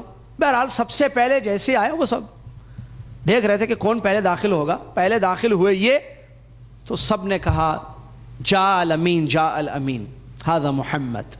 ارے یہ تو امانت دار آ گیا. امین لقب تھا ہمارے نبی صلی اللہ علیہ وسلم. امانت دار مشہور تھی مکہ میں، امین اور صادق دو لقب مشہور تھے، سچے اور امانت دار. اللہ اکبر.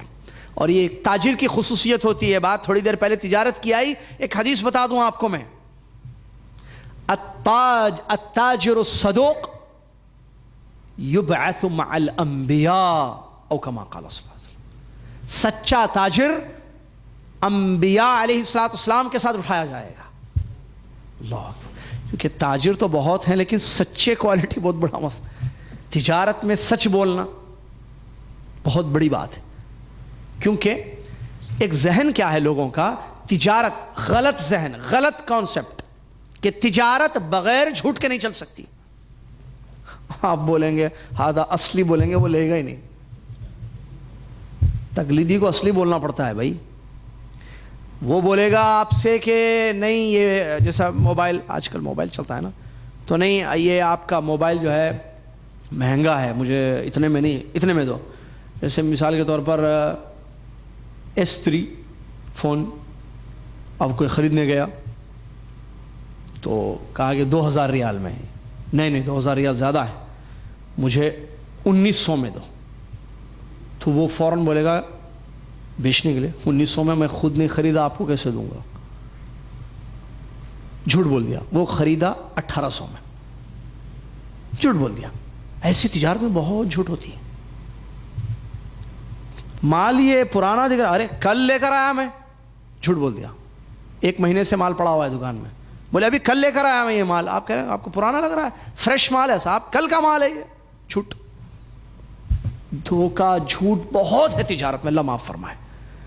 تو سچا تاجر ہونا، ہمارے نبی صلی اللہ علیہ وسلم سچے تھے. امانت دار تھے، اسی لیے صادق اور امین کہا گیا آپ کو. لہٰذا ہم مسلمانوں میں یہ کوالٹی ہونی چاہیے. آج افسوس کہ کافر سچ بولتا ہے بزنس میں اور مسلمان جھوٹ بول رہا ہے، جبکہ کافر تو گندا ہے، سب سے اچھا تو مسلمان ہے، اور وہ جھوٹ بولے. نعوذ باللہ من ذالک، دھوکہ دے. یہ مسلمان کی کوالٹی نہیں ہے. مسلمان سچا ہوتا ہے، مسلمان امانت دار ہوتا ہے، مسلمان ملانے والا، جوڑنے والا ہوتا ہے، جھگڑے ختم کرنے والا ہوتا ہے، جیسے آگے میں بتانے والا ہوں. لیکن ہم ہیں کہ ہم نے اسلامی تعلیمات کو پس پوش ڈال دیا ہے. میں بھی بتاتا ہوں 1 منٹ. ابھی ہمارے نبی علیہ السلام داخل ہوئے، فوراً دیکھ کر کیا کہا؟ ارے سچا آ گیا ہے. آج مسلمان ہمارے نبی صلی اللہ علیہ وسلم کے نقش قدم پر چلنے والی ہے، ان کے دین کو ماننے والے، یہ کہوں نقش قدم نہیں، ان کے دین کو ماننے والا مسلمان آج آتا ہے تو بولتا ہے ارے آ گیا دیکھو، چلو بھاگے ہو یہاں سے. بھاگ رہے ہیں لوگ ہم سے. کیوں؟ کیونکہ ہم نے اپنے کردار سے لوگوں میں نفرت پیدا کر دی. جھوٹ اسلام میں حرام، مسلمان جھوٹ بولتا ہے. دھوکہ دینا اسلام میں حرام ہے، مسلمان دھوکہ دیتا ہے. من غشنا فلیس منا، جس نے ہم کو دھوکہ دیا وہ ہم میں سے نہیں ہے. چلیے اب یہ بولوں گا میں. تو ہمارے نبی صلی اللہ علیہ وسلم جیسے داخل ہوئے تو ان لوگوں نے کہا کہ یہ تو امین ہے، یہ محمد ہیں. تو انہوں نے کہا کیا ماجرا ہے؟ تو ان کو پورا واقعہ بتایا گیا کہ ایسے سے تعمیر کا مسئلہ آیا تھا، تو تعمیر ہم نے کی، اور حجر اسود کو رکھنے کے مسئلے میں جھگڑا ہو گیا، اور جھگڑا ہو سکتا ہے بہت بڑا. ابھی بھی خدشہ تھا، ڈر تھا، کیونکہ اگر کسی ایک کو دیا جائے گا، کیونکہ طے یہ ہوتا کہ صبح جو آئے گا وہ فیصلہ کرے گا. اگر فیصلہ یہ کرتے کہ نہیں فلاں قبیلے والوں کو کا حق زیادہ ہے، لہذا ان کا سردار آئے گا اور یہ حجر اسود کو رکھے گا، تو دوسرے قبیلے والے تلوار نکال دیتے. کیوں؟ ہم نہیں ہیں کیا؟ بڑا مسئلہ تھا. ہمارے نبی صلی اللہ علیہ وسلم کی فراست اور دور اندیشی، صحیح عقل، صحیح رائے، صحیح فیصلہ لکھا ہوا ہے. دیکھیں ہمارے نبی علیہ السلام نے یہ طے کیا، 35 سال کی عمر میں ہیں آپ، سبحان اللہ، کہ ایک چادر لاؤ. چادر منگائی آپ نے اور کہا کہ ایک چادر رکھی جائے، ٹھیک ہے، نیچے، اور اس کے بیچ میں حجر اسود رکھا جائے، اور جتنے قبیلے ہیں قریش کے ہر سردار جو ہے ایک کونا پکڑے چادر کو، اور سب اس کو اٹھائیں گے. اس طریقے سے سب کی خواہش پوری ہو جائے گی. کیا پلان دیا دیکھیے پیارے نبی صلی اللہ علیہ وسلم نے. جھگڑا ختم ہو گیا، خونریزی ہو سکتی تھی وہ ختم ہو گئی. چنانچہ ایسے ہی ہوا. سب کو یہ مشورہ، یہ رائے بہت پسند آئی کہ محمد نے صلی اللہ علیہ وسلم نے بہت اچھی رائے دی ہے کہ چادر میں حجر اسود کو رکھ کر ہر سردار اس کو ہاتھ لگائے. یعنی اب سب، میں بھی ہاتھ لگایا، میں بھی رکھا، میرا بھی ہاتھ لگا، بھائی میرا بھی ہاتھ لگا، ہمارے قبیلے کا بھی ہاتھ لگا، ہمارے قبیلے کا بھی ہاتھ لگا، سب کے ہاتھ لگے. سب نے اٹھایا، پیارے نبی صلی اللہ علیہ وسلم نے ہاتھ سے پکڑ کر اس کو اس کی جگہ پر رکھ دیا. بابرکت ہاتھوں سے حجر اسود اس کی جگہ پر پہنچ گیا. اس طریقے سے ایک بہت بڑا جھگڑا ختم ہوا، اور خونریزی ہو سکتی تھی اس مسئلے کے لیے نبی علیہ السلام نے اس کو ختم کر دیا، اور سب کا دل اپنی جگہ خوش رہا.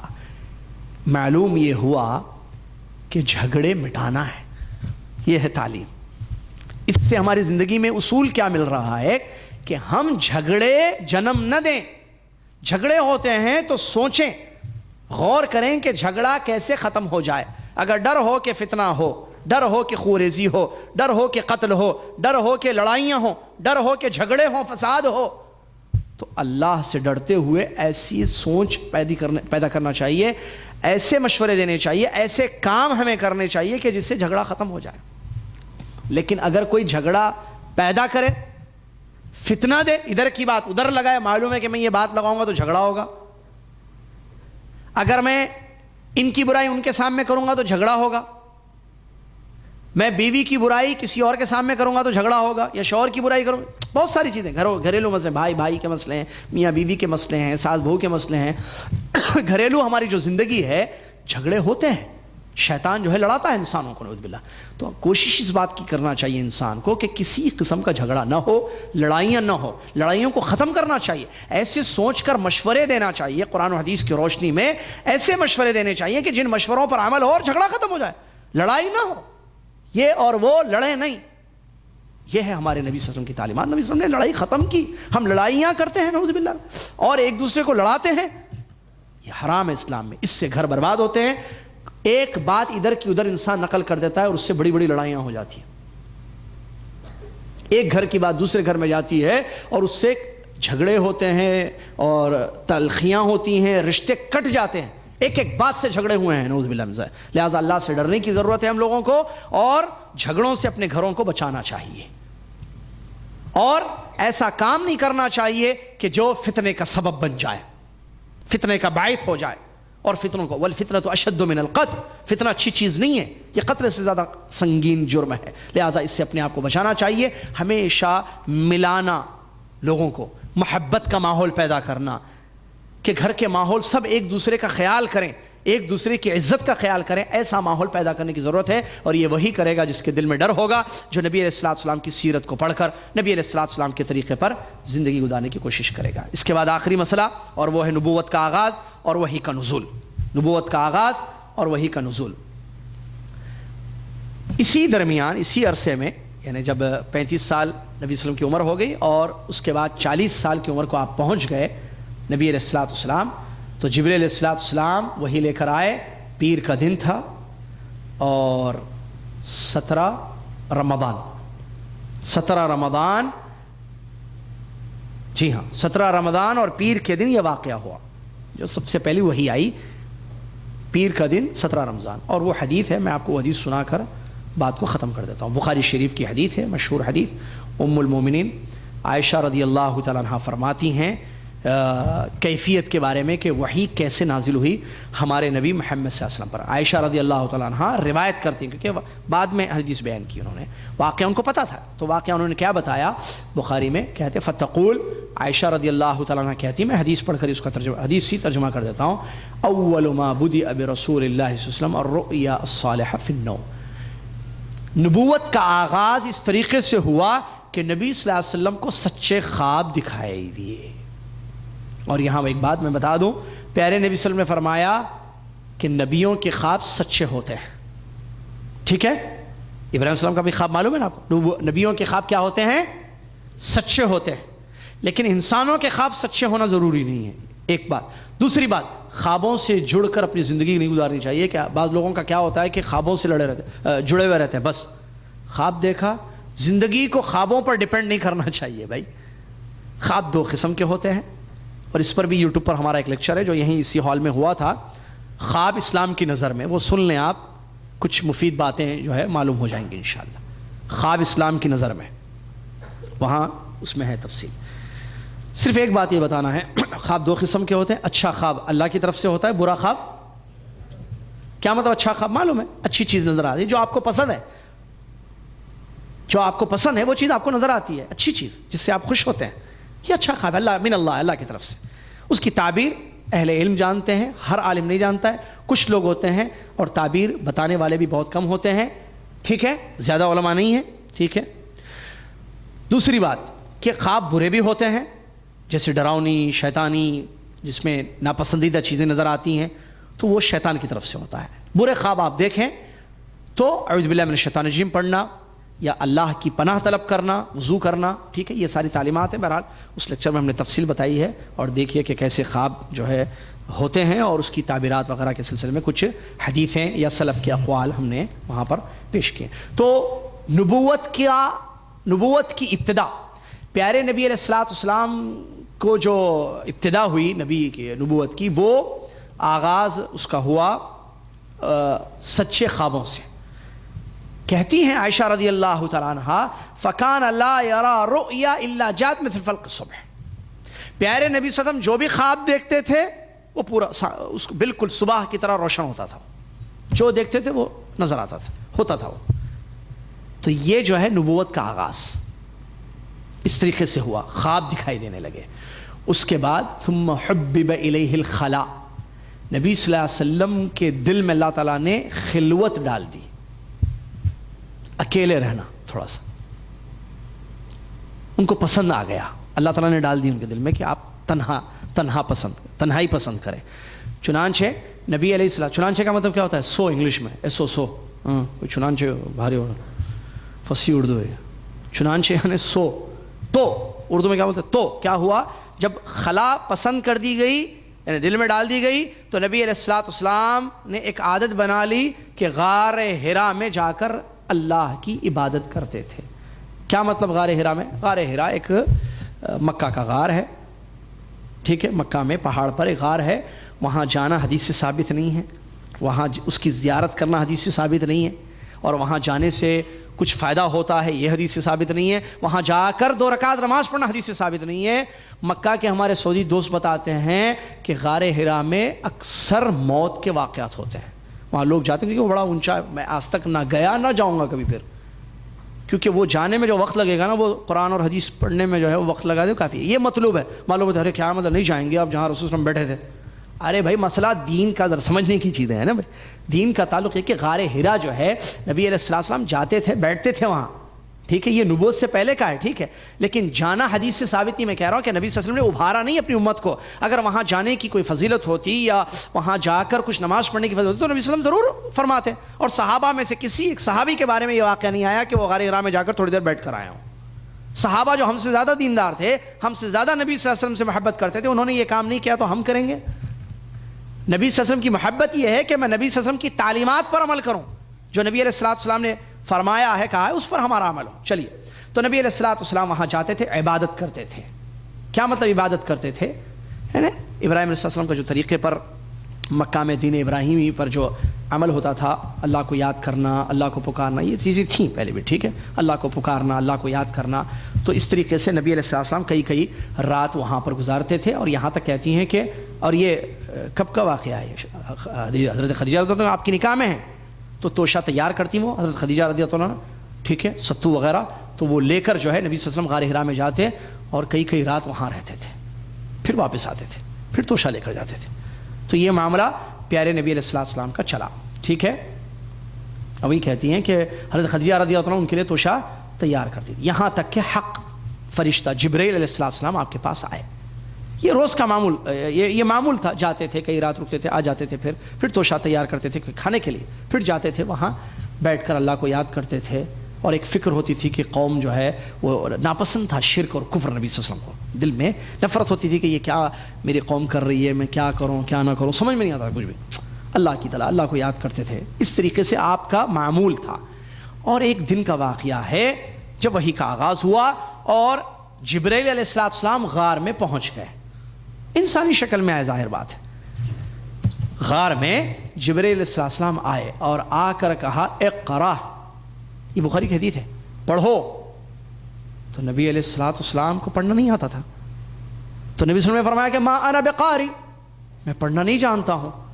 تو دوبارہ نہیں، پہلی مرتبہ جب کہا کہ پڑھو تو جبرائیل علیہ السلام کا جواب دیا، پیارے نبی صلی اللہ علیہ وسلم نے فرمایا کہ ما انا بقاری، میں پڑھنا نہیں جانتا ہوں۔ تو جبرائیل علیہ السلام نے کیا کیا، آپ کو پکڑا اور اپنے سے دبایا، ٹھیک ہے، سینے سے لگا کر دبوچا۔ یہ الفاظ کے ترجمے کے ساتھ کہتا ہوں میں، کوئی بولیں گے دبائے، بولے درس میں بولے دبائے، سنیے، فأخذنی، نہیں ترجمہ ہے نا بھائی، بولو گستاخی بول دیتے لوگ، قرآن و حدیث، میں نے گستاخی سمجھا دی، قرآن و حدیث کے خلاف گفتگو ہوگی، گستاخی ہوگی، قرآن و حدیث کا ترجمہ ہوگا، صحیح تفسیر ہوگی، صحیح تشریح ہوگی، گستاخی کہتے ہیں بخاری کے الفاظ، قال فأخذنی، عربی آتی ہے نا تھوڑی بہت ماشاءاللہ بولنا ہے، فأخذنی، مجھ کو پکڑا، فغطانی، مجھ کو دبایا، حتی بلغ من الجہد، یہاں تک مجھے تکلیف بھی ہوئی اس سے، ترجمہ، ٹھیک ہے، تو دبایا میں نے کہا تھا، پکڑ کر دبایا، پھر چھوڑا، ثم ارسلنی، پھر چھوڑ کر کہا اقرا، پڑھو اب۔ تو میں نے کہا ما انا بقاری، میں پڑھنا نہیں جانتا ہوں۔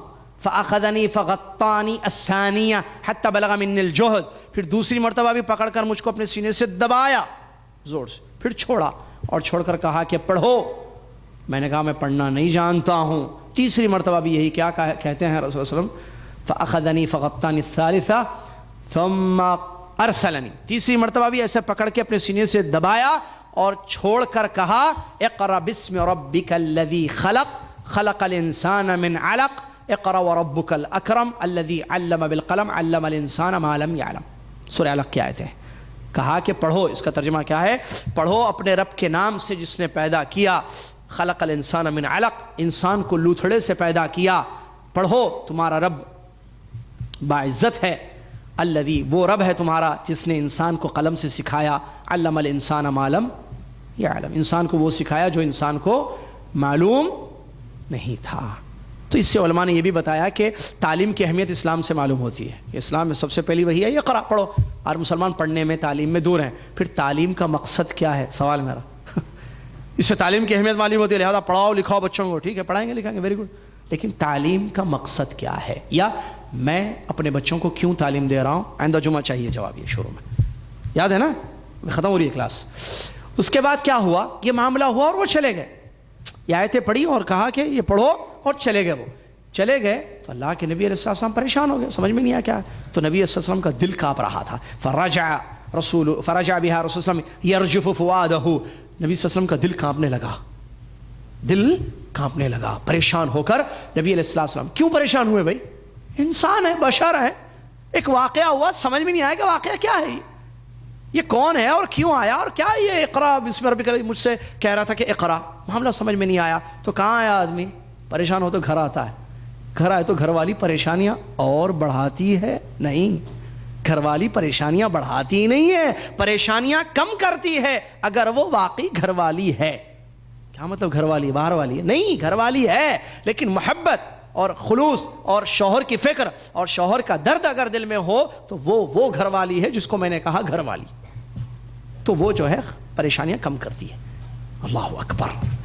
لیکن پرابلم لے کر آئے تو پرابلمز دینا ریڈی، آتے یہ سنانا ہے، یہ نہیں ہوتا ہے۔ چلیے، تو اللہ کے نبی علیہ الصلوۃ والسلام واپس آئے اور کہاں پر رہتے، تو حضرت خدیجہ رضی اللہ عنہ سے فوراً کہا آ کر زملونی، چادر اڑا دو، مجھے چادر اڑا دو، فزملوہ، تو خدیجہ رضی اللہ عنہ نے چادر اڑا دی۔ یہاں خدیجہ رضی اللہ عنہ کی ذہانت دیکھیے، چادر اڑا دی اور آرام کرنے کے لیے کچھ نہیں پوچھا، کیونکہ آپ پہلے پریشان ہیں نا، کھاپ رہے ہیں کیا ہے مسئلہ، پہلے وہ آرام کیجئے، پہلے آپ گھر آ گئے نا، غار سے نکل گئے، کچھ اور بلکہ اس کو روکتے ہیں ہم یہاں، زیادہ صحیح نہیں، وقت ہو گیا 11:25 ہو گئے ہیں، اس کو روک کر جو ہے آگے میں بتاؤں گا انشاءاللہ، بہت اہم ہے کچھ پوائنٹس اس میں، زبردست۔ چادر اڑا دی، یہاں ہم روکتے ہیں، چادر اڑا دی، اللہ اکبر، چادر اڑا کر آرام کر، آپ پہلے آپ سو جائیے، اس میں حکمت ہے، واللہ کہہ رہا ہوں میں، بخاری کہتے ہیں، علماء نے کہا یہ دانشوری تھی، یہ دور اندیشی تھی، یہ ان کی ذہانت تھی حضرت خدیجہ رضی اللہ عنہ کی، انہوں نے کچھ نہیں پوچھا، کہا کہ پہلے آپ آرام کر لیں، سو گئے ہمارے نبی صلی اللہ علیہ وسلم۔ یہ ہے ایک بیوی کا حق کہ بیوی اپنے شوہر کو گھر آئے تو پہلے ان کو پانی دے، پلائے، سلائے، اگر وہ پریشان ہے آپ آرام کیجئے پہلے، ٹھیک، دروازہ کھلتے شروع، یہ کیا ہے، یہ نہیں ہوتا ہے، دروازہ کھلتے شروع، ارے ذرا اتارنے دو کپڑے، بیٹھنے دو، اس کے بعد بولو جو بولنا ہے، ارے آپ فلاں لیٹ سے آئے، کہاں گئے تھے، وہ بڑے مسئلے ہیں۔ تو بیویوں کو چاہیے کہ وہ سیرت سے سبق سیکھیں، خدیجہ رضی اللہ تعالیٰ عنہ کی طرح اپنی زندگی کو بنائیں کہ شوہروں کا تعاون کریں، شوہروں کی پریشانیاں دور کریں، گھر میں جب شوہر باہر سے آئے تو اس کو پہلے آفس سے آئے، کل ہونا یہ گھر میں، صبح جا کے کل آفس آئیں گے نا شام میں شوہر، تو ان کو پہلے گھر میں بیٹھیے آپ، پہلے بات کی بات سب، یہاں تو پریشانی کے وقت ایسا ہوا، یہاں تو آفس سے پریشان بھی نہیں آتا، آدمی آرام سے ہی آتا ہے گاڑی میں اسی کے، پھر بھی یہ کام ہونا چاہیے۔ تو پریشانی میں جب بدرجہ یہ ہو رہا ہے تو بدرجہ اولا عام کنڈیشن میں بھی یہ چیز ہونی چاہیے۔ اس کے بعد کیا ہوا اور کس طریقے سے جو ہے سلسلہ آگے بڑھا، آپ کو آگے بتائیں گے انشاءاللہ۔ اللہ تعالیٰ سے دعا ہے اللہ تعالیٰ ہم سب کو توفیق دے کہ ہم سیرت کی روشنی میں جو ہے زندگی گزاریں، اللہ تعالیٰ ہمیں توفیق دے کہ ہم جو پڑھ رہے ہیں اس کو عملی جامہ پہنائیں جو کہ مقصود اور مطلوب ہے۔ اللہ تعالیٰ علم و عمل کی توفیق عطا فرمائے۔